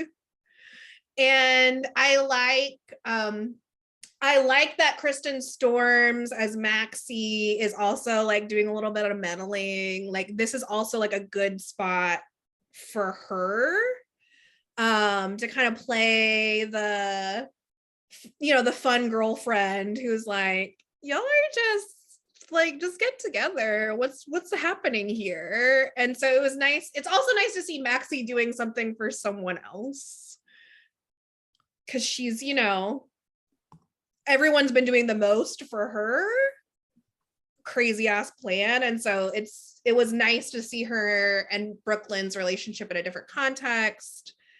And I, you know, again, I'm not a fan of random singing on GH. However, the idea of like Brooklyn helping to shape Chase into some kind of like Eddie Mayne Jr. or whatever, like it's much cuter than what they have been doing. It makes sense for both characters. It is a tone change from what they have, you know, what they have been doing. And it's a tone change that like, we need that balance on the show. We need a couple that's like doing hijinks and, you know, goofy singing things and not stealing babies or having like crackhead weddings or whatever. Oh my God. I made a face when you said Eddie May because I'm like, you know, Chase is about to have like a super Christian pastor Jason Mraz vibe. Yes. Like Chase has big youth pastor energy. Yes. Non-creepy youth pastor energy. The youth pastor who like uses references from today, but like tries to use them for like church. Like Jesus is no cat. Like what? That's the energy that Chase has. Yes. The already married youth pastor. That's the energy he has. Michael and Sunny. I want both teams to lose meme. That was my energy for that scene. I deeply dislike both these characters and I want both of them to lose. Like I was like, yeah, Jocelyn actually probably wouldn't want Michael telling Sunny her business. Or yeah, like I got that. Michael saying Joss isn't your family, I was like, can we just, this seems like it's more about you. Let Joss say that. She might, but let her say it. And also just the way that Michael was saying it was, I was just like, the delivery was not there for me. I was like, you're being far too annoying for me to root for you. But also like, Sonny, honey, the delusion is not cute. It's not cute. So I want both teams to lose. I will say I liked the Ava and Sunny scenes. Mora, what can't she do? And I think that Mo's at his best when he's acting with the kids. I'll just say that. He's like at his most likable. And those are like some of his most likable moments are his like parental moments, even with his adult children. But we haven't been getting very many good like healthy scenes around that. So it was nice to see him with Avery and see him and Ava co-parenting, and both the way that works and where there's friction. More Selena woo all the time, more Lydia look all the time. Why did she have such chemistry with Dante just in the hallway? I found myself being like, I would like to see that. And then I'm like, wait, I'm a Sante fan. I keep doing that. But you know why? It's because Kelly and Dom are both chemistry magnets. So I get confused sometimes. I can be a multi-shipper. No, I'm not into toxic monogamy, compulsory monogamy. Who knows what could happen? But yes, I love this building of the Woo storyline. I continue to love Brad and Britt and their interactions. I liked the very threatening lunch invitation and the reference to the poison. I would like another poisoning. I don't necessarily want it to be Britt, but it's a little fun. And of course, I'm still keeping my eye on that storyline, but for now, I'm just enjoying. Yeah,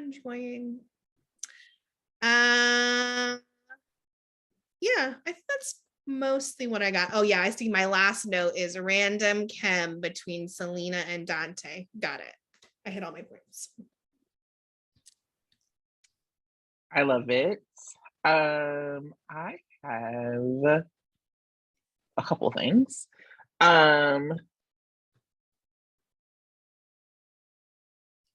So one of them came from the timeline, which was this conversation around misogyny and Carly, internalized misogyny. And so there was like a tweet that like, or a bunch of tweets actually that were talking about like the Carly Liz scene and like how, well, this is why Carly doesn't have any friends because she has internalized misogyny and blah, blah, blah, blah. And I was like, sure. And I mean, I don't think we have to like dive any deeper than we have before, but the whole show is like is misogyny. Like the way women characters are written is misogyny. I would have like actually loved, maybe this is what I will do on my break, on my vacation next week, is like track some of like the women characters on the canvas and who created them. Because like Anna Devane, for example, was created by a woman. And women have been very protective of Anna Devane as a character. And I'm sure that Finola Hughes has as well. And she has been the only person to play Anna. Well, I think that was the only person who mattered who played Anna. Like there is something about her portrayal and who Anna is that like feels very not male touched. You know what I'm saying? Whereas to like Carly and like a lot of these other characters were like introduced by men, and there have not been women to be protective of who they are. And so like people talking about Carly not having girlfriends, I was like, who actually has girlfriends on the show? Like, where do we see relationships between women actually being fostered and growing? Like we have like a little bit of that with Deception, but we don't have that for real. And so there's like this idea that Carly is a manifestation of things that are wrong in the genre, but she is not the thing that's wrong with the genre. And I think it's a very easy thing to do for likes, to like put things off on like that one character, but without talking about like how this is actually embedded. And so in things like male-centered love triangles, and like the fact that women call each other whores a lot or bitches, it was very funny to have that juxtapose of like Carly and Elizabeth like talking about like how they call each other those names and slap each other and whatever, and then have Joss and Trina talking, and Joss being like, oh yeah, Esme's a bitch. And Joss isn't wrong, and I actually don't need her to not say that, but it's like something that is actually very true about the genre. So yeah, I think that has just been like something.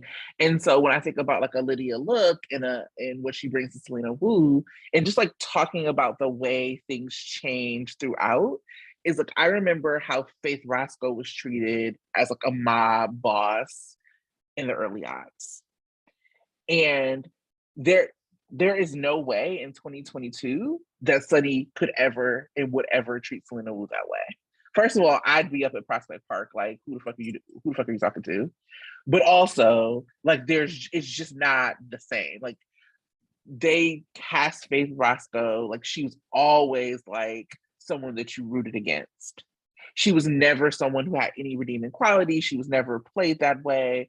Whereas I don't know if we're supposed to be rooting against Selena Wu, but I'm not. I'm like, why are there two families? Just give it to her. Like, it's fine. And so those things change because they have to, and they also don't change fast enough because they don't have to. So, and then there was something I wrote, and I must have meant to put this in the Sona piece, but I did want to just say it. I was thinking about redemption arcs in general, and I was thinking that the spaciousness of soap operas both allows and requires things to be earned. So you actually have all of this time in this runway to tell really important stories that like give you people who are like villains who have soft sides, and also like good characters who have like moments and shades of being a villain. And that's allowed, but it's also earned, and you have to earn it. And so when we don't see it earned, it's very difficult to like get into characters and like forcing them. So I think about like even a Milo storyline that I think they thought we were gonna maybe root for Willow and Michael. So like I keep thinking about how trifling we allow something to be if we like it, if somebody has like the chemistry to carry it. So as I said, I just watched Bridgerton, and I am team Kate and Anthony all day. That shit was trifling. It was ridiculous. Anthony was a fool. But listen, the Kim was the Kim, and what can you do? That's not what happened with Milo. And so like they just actually didn't have it to carry. I actually hate even, I'm so sorry for even comparing the two. I just wanted to make a point. I feel bad about comparing. I have to go sit with myself after trying to compare these two. But it's just, oof, I just feel awful. I'm so sorry, Kate and Anthony. You're on mute. Mostly I felt bad for Chad and Katie because I was like, now that's a rough comparison. Let's not invite that. Ooh, because I don't feel bad for them. I feel bad for Kate and Anthony for even like, you know how I just feel bad that I even did that to them. Point is, there is things that good Kim will like allow you to like forgive and overlook. And so like the Chase Willow Michael thing was like so unearned because it was such a bad story and they didn't have the chemistry to overcome it. And so I think that we're seeing that, and I'm hoping that GH will like actually stop doing that, and like actually write stories that are rootable, because you have the space and the time to do them. You're not rushing. What are we rushing for? It's a soap. I'm gonna be watching you 360 like whatever amount of days this year. So like let's not 360, but you know, whatever amount of days this year I'm gonna be watching you. So let's just tell a good story and not rush it. And also hurry up on some things I like. So that's what I got. Tanya, any hot takes from you? Yeah, I wanted to comment on the Milo thing. So, I was one of those people that was rooting for Milo, I'll be honest, because I used to love Michael. But lately he's just not been that great. And the chemistry between Willow and Michael isn't great. I want better for Michael. I'm still rooting for him in a way, but it's just not happening right now. And I don't think Milo is happening right now. I'll say I don't hate Michael either. Yeah. I don't particularly like him. But I feel attached to him. Like he's not a person that I want off the canvas. I've said this before. Michael has really, really suffered from not having a teen scene or adult scene. Right. So like he was a teen by himself. He was like kind of nurtured by and not and unnurtured, whatever the opposite of nurtured is, by like the Carly, Jason, Sunny triangle. It was a mess. And then he moved into adulthood. And when we had like almost a friend group for him, it became a little bit more rootable, right? When we thought it was going to be him and like Brasha and, is that me? Oh, it was going to be Brasha and, not Brasha, whatever Michael and Sasha was in Chilo. Like that was actually like interesting. Like he had a friend group, he had people he was out with, he had story to tell that way. And then when they changed it and they isolated him again, to Sandra's point about isolation, it just wasn't good. Yeah, and now that I think about it, he has been pretty isolated his whole life. We didn't see him hanging out with friends. He hung out with his siblings and they were bodyguarded or kidnapped or bodyguarded again. Then he went to jail. Then he was in the hospital. I mean, dude, pretty isolated life. So him not being a perfect man is understandable. But yeah. Molly hot takes were, what did I have? Dante's always at the top of my list of everything. So I know I already talked about him, so I can't say that anymore. Yay, Epiphany's going to med school. I'm hoping that she's getting some kind of story. And I love that Portia is going to be mentoring her. And the only other thing outside of what you guys had already mentioned that I'm hoping, and I think we might have touched upon this before, and I may be wishful thinking, but I really hope that GH explores the racial aspects of how Ismay is attacking Trina. Like all of, the white girl tears, the calling the police on her, even to an extent, how Joss is reacting to Esme and Tina and Trina. I'm hoping that they do that because it would be a really even make something that's working work even more, to talk about the realistic consequences that race plays into this story. They didn't really do that when they drugged Tina. It was a missed opportunity. I'm hoping that they noticed how we reacted to that and is willing to kind of address it. It's not too late, GH. You can do that, and you should. I think it would make it so much better. So, listen, hopefully they'll do that. Got it. This is me tapping onto my laptop, what you guys are hearing. Yeah, I just slid a little note. Sorry, messing with my keys. So yeah. Yeah, I agree. I think that's the thing that is absolutely not working about the sex tape storyline. From the cabin, I mean, even before then, it was an issue, right? Like we've been talking about how racialized it feels. And I think there's that other camp that's like, let Trina be a soap heroine, and this is what happens to soap heroines. And like so many people have talked about this. Like we've talked about it, so many people on Twitter. I'm sure people on other podcasts have talked about it as well, but it's not there's no such thing as a race neutral storyline. even storylines that you're used to seeing white characters play out, those characters still have a race. They're white. And I think that Trina being, and we're starting to get here into predictions, right?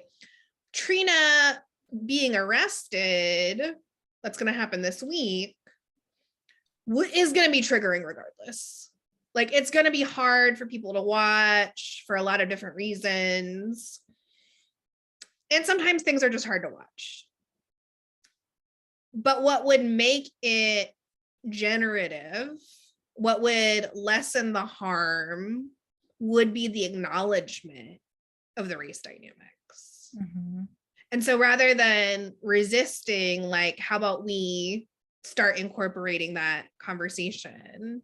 And I think someone like Portia would be a really great person to lift that up, to say, like, Trina, this is different. Trina, do you realize that this is what's happening? Because I could see Trina maybe not putting all the pieces together. She's been friends with these white kids her whole life. Mm-hmm. We haven't. Her dad's a cop.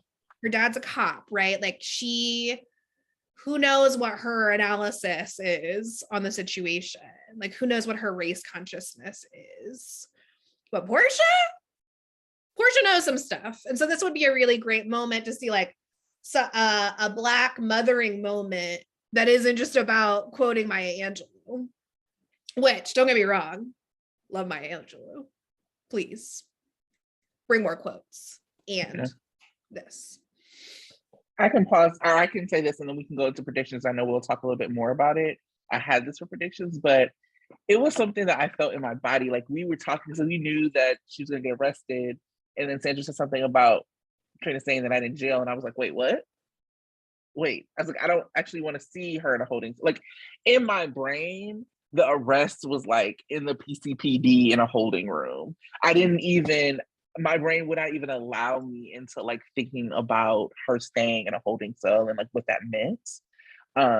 To see, like, a young Black girl, innocent or not, to be honest, I don't give a shit if she did something wrong or not. Like, seeing a young Black girl in a cell, like, just feels different. And so, like, there was the joke about, like, Spencer spending the night in jail and, like, not caring. But it's very different for Spencer just to spend the night in jail than it is for a young Black girl like Trina. And so I am having, and I continue to have, a very difficult time with this storyline for the racial implications. I think they've made so many missteps, and I am nervous that they are not going to rectify them. I mean, they can't rectify the stuff that they did, but they could actually, like, do better going forward. To your point, Tanya, about listening, I'm nervous that that's not what's going to happen. So we'll see. And I think, Sandra, that's the perfect time to transition into predictions. Yeah. So we're gonna start, we'll come back around. I like to end with the kids because they're our faves. But week ahead, how I like to, like, categorize the spoilers, like, to organize them, look at them over the week, and to look at, like, the different flows of the stories. And I've started calling the Carsona, Millo, Harmony, and Harmlexis a story Wiley's adults. Because I was like, what ties all these things together? This is a story ecosystem, but what is it? I was like, oh, they're Wiley's adults. So this is the Wiley's adults storyline until they come up with something more interesting for me to call them. So at the end of last week, we had Alexis offering for Harmony to move in with her so she can save up some money to move out of the motel. I'm a Harmlexis shipper, clown makeup and all. And so I was like, oh, moving in together so soon. So glad to see my culture reflected on the screen. A reference for those who are unfamiliar about queer people moving in together too soon, just to make that explicit, especially queer femmes and women. So what we actually know from the spoilers is So Harmony does move in. She is suspiciously familiar with the layout of Alexis's house. And then there is a flashback that occurs that lets us know something unsavory about Harmony. And there's a lot of speculation that she might have been the one, had something to do with Neil's overdose. So I'm pretty upset about that. I actually didn't read the Soap Opera Digest article about that, so I don't know if they gave more additional context, but they didn't. So that definitely had me in my feels. I'm still like, okay, let's let this storyline play out and we'll see what happens. But I am very annoyed at the queer baiting in this story. There are so many little things where like at first it was kind of like, are they? Mm-hmm. But what really got me was the Pride basketball shit. Don't be bringing up women's basketball. Two women going to go see a women's basketball team called the Pride and expect me to not call it queer baiting. So if I'm actually still not opposed to Harmony and Alexis getting together, even with all of this, because it still fits within Alexis's kind of MO for relationships. But it kind of feels like maybe they're not going that direction anymore. I'll also like to say, I could have said this in hot takes, but I'm going to say it now. Fuck Neil. He was not a good guy. I feel like I've seen a lot of commentary where they're like, Neil was the only good guy Alexis was ever with. Neil was her therapist, who she went to for treating her intimacy issues. And then he engaged in a romantic relationship with her immediately after ending their therapeutic relationship. There's a reason why that's not allowed. It's abusive. To have all this information. Also, transference is a thing. People develop feelings for their therapist because they've never been heard or seen before. So their relationship was actually incredibly disturbing and one of the most destructive relationships she's ever had. So I was annoyed by the way that they left that storyline because it did feel like they just left it dangling, like maybe Neil didn't really overdose, maybe he was murdered, what have you. But then to pick it back up this way, this is not what we asked for. This is getting into commentary, not predictions, but I just had to say it. So that's going to be an aspect of the storyline. We're going to have also Alexis interacting with TJ and Molly this week, presumably about Harmony moving in. And more interaction between Nina and Harmony. So I'm assuming that we're also going to like get more of that Willow, I guess, maternity storyline. Scott advising Nina, presumably about the Wiley custody piece. Sunny seeking out Carly. I'm assuming that has to do with Joss, but it also might have to do with custody. Michael and Willow with Diane. Sam taking Carly to yoga. Brick will be back this week talking to Sunny and presumably thirsting after Carly, as he does. Hello, Stephen A. Smith. Always good to have you back. As well as an unexpected visitor appearing at Alexis's office. So there's it's a pretty decent chunk of the week is going to be about Wiley's adults and their stories playing out. And then, before we get into the teens, we also had a little casting leak happen on Twitter this weekend, thanks to a friend of the podcast, Jen M, who posted a call sheet from the GH tour at the convention from the set, and there was a little note about a new contract player. A character's name Rory, played by Michael Blake Cruz. Of course, we, everyone stopped what they were doing to look him up.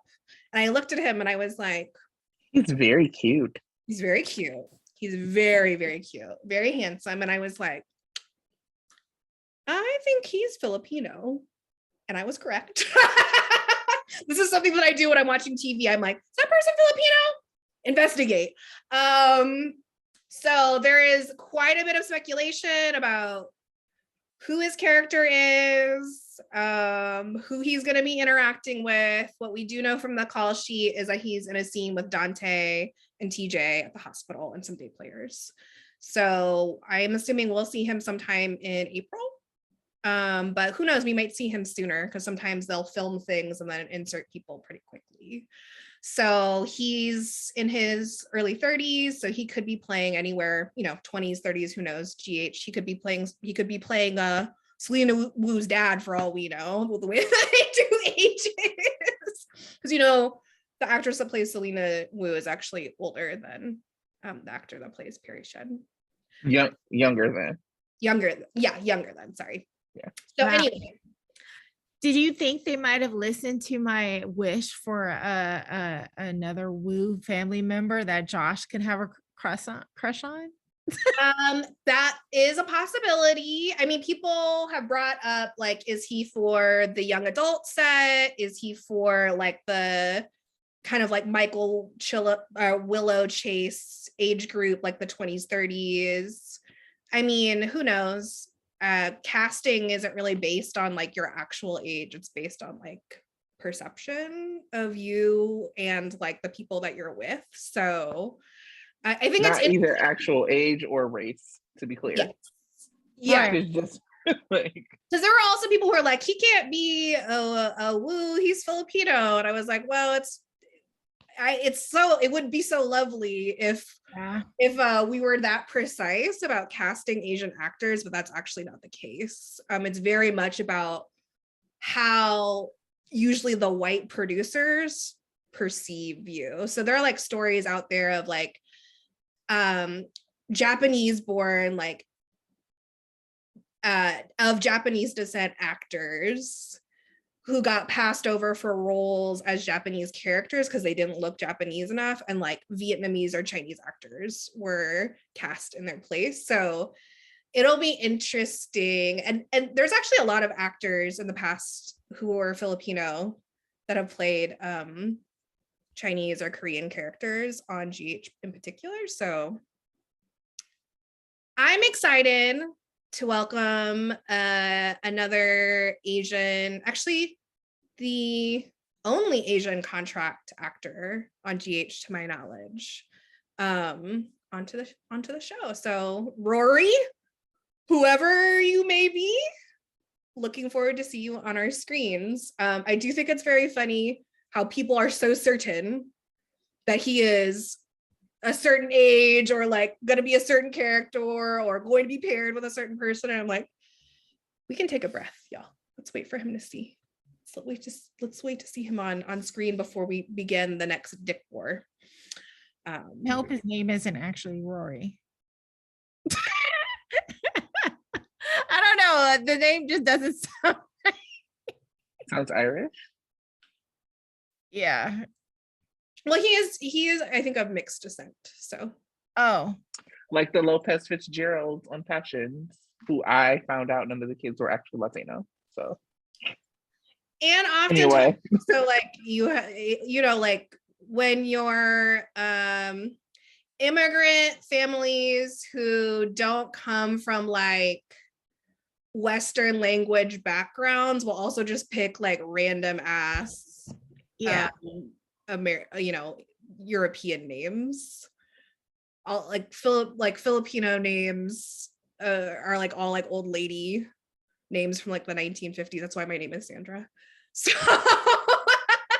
I mean, I was just hoping it was just a name that they chose to throw us off, that his characters would be actually named something else, but I don't know.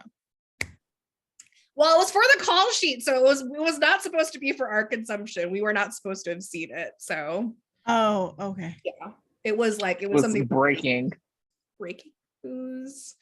So that was something that was exciting to come. But let's talk about the teen storyline, the sex tape storyline. Trina's gonna be arrested this week. That is a fact. So she's literally going to be arrested. She's going to be arrested at the PCPD.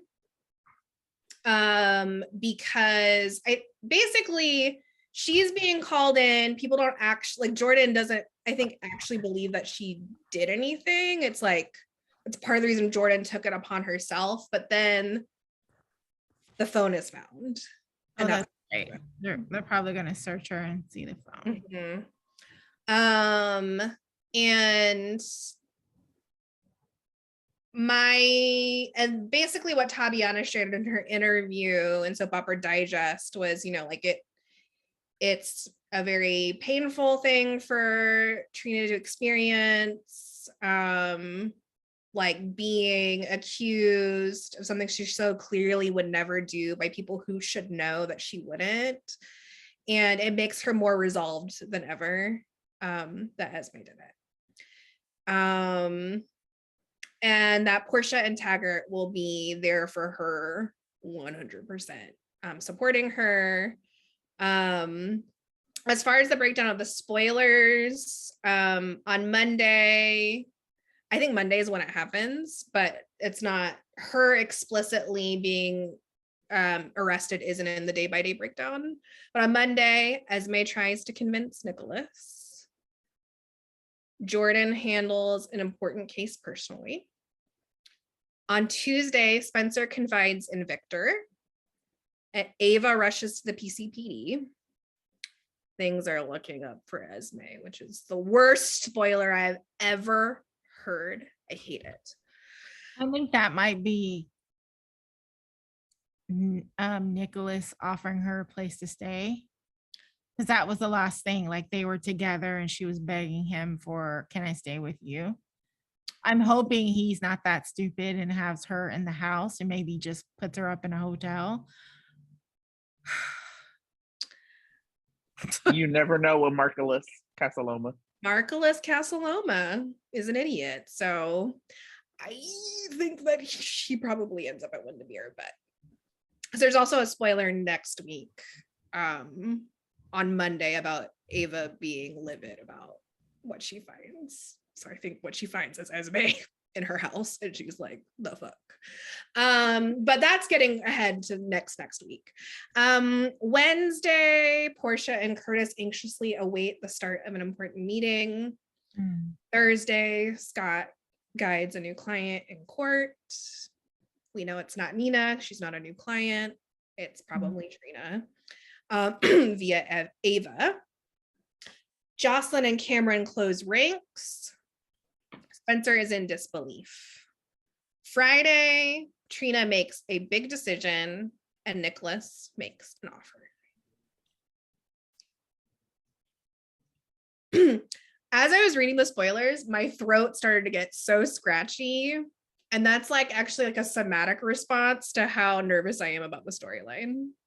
Like, it's one of my tells when I get upset, I start to go. So I was reading the spoilers and I was like,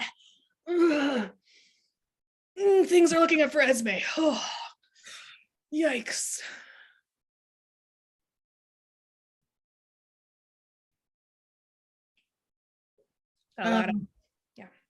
Yeah. Phooey. Yeah. Yeah, that's it. 100.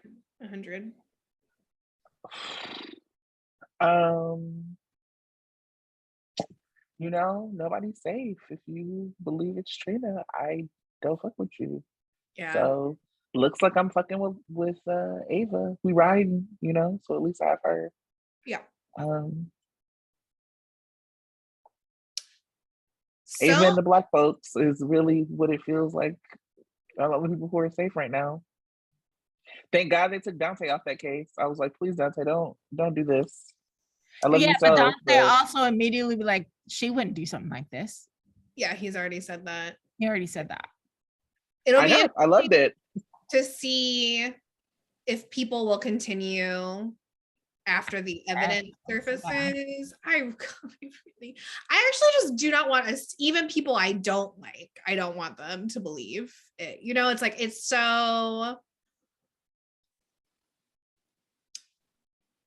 it makes my skin crawl to even think of like Sunny believing, or like Michael, or like another person who I just really don't fuck with. Like, I don't even like, even, well, maybe Nina. No, not even Nina. You know, like I just want everyone to be like, this is obviously a setup.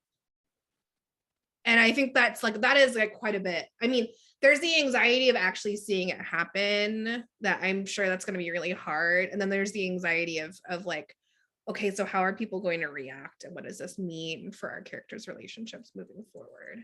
I'm hoping that the Jocelyn and Cameron are closing ranks around Trina.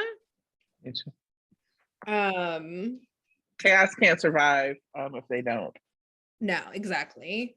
We do know that Joss is with Trina on Monday.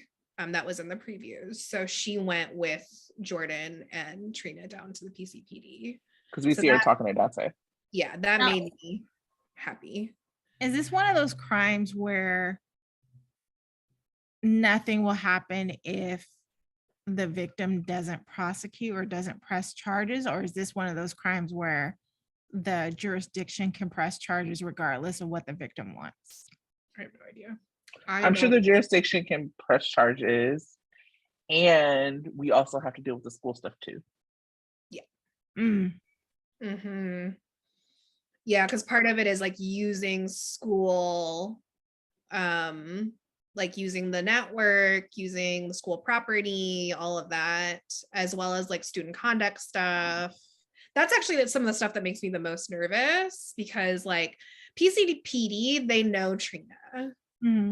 Like her dad was a cop. She's family friends with Jordan. Like people know her, but at the university, she's just like a freshman, another student. And that's like the thought of like Trina getting kicked out of school is too much for me. I can't. I'm sure that we will probably open up next week's episode, like really diving into this. And so it's really hard for me to think about relationship stuff. But yeah, just like the idea of Trina being arrested, like I'm just very anxious about it. Like, please get my niece out of jail. And I think that we're spot on. We talked about like the racial dynamics of like Esme.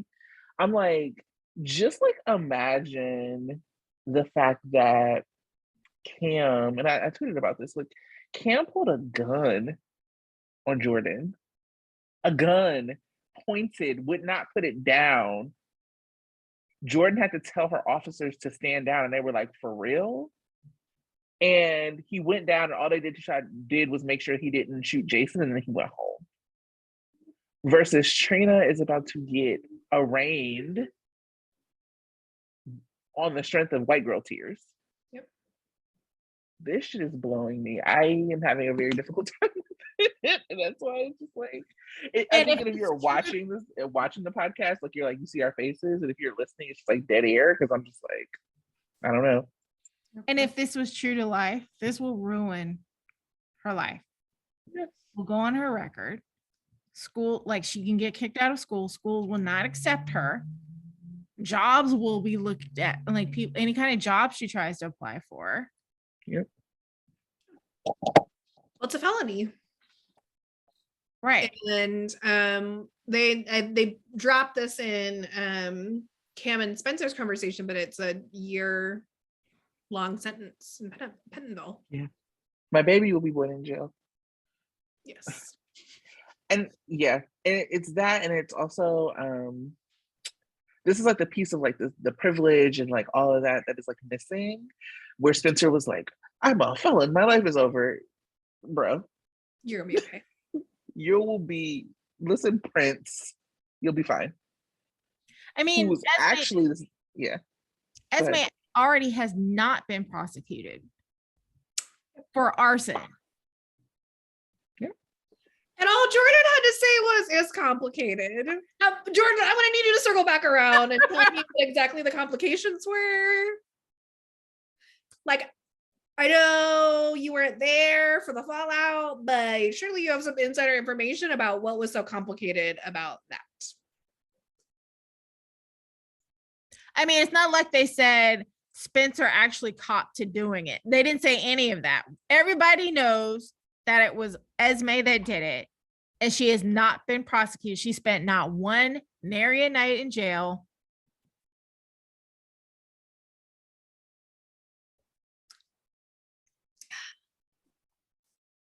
Well, do you have something more positive to I'm about to tear Sorry, up. maybe that I'm was so the pissed thing off. that I wish I could just flash a picture of Michael Blake Cruz coming out of a pool, because that's what I recommend to people. Go ahead and Google him.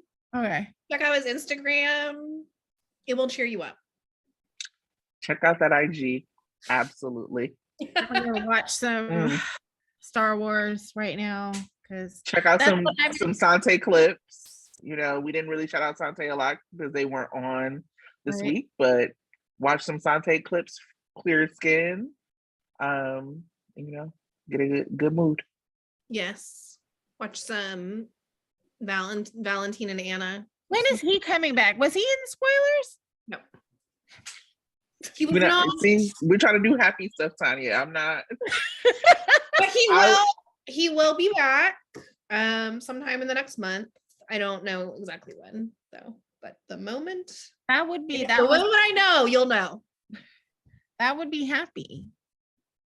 Valentine and Anna doing their thing.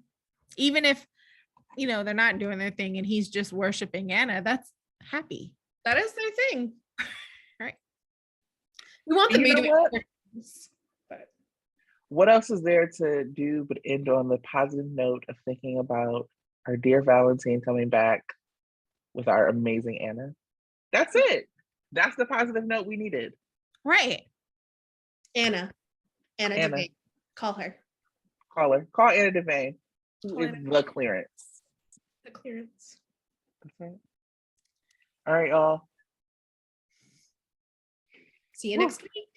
See you next week. I'm gonna go watch a little bit more Bridgerton to calm my nerves. I'll be right there with you. I need to watch it. I haven't watched it yet. Maybe that's what I need to do. That's exactly what you need to do. I need to watch it. All right. Bye. Bye, y'all. Bye.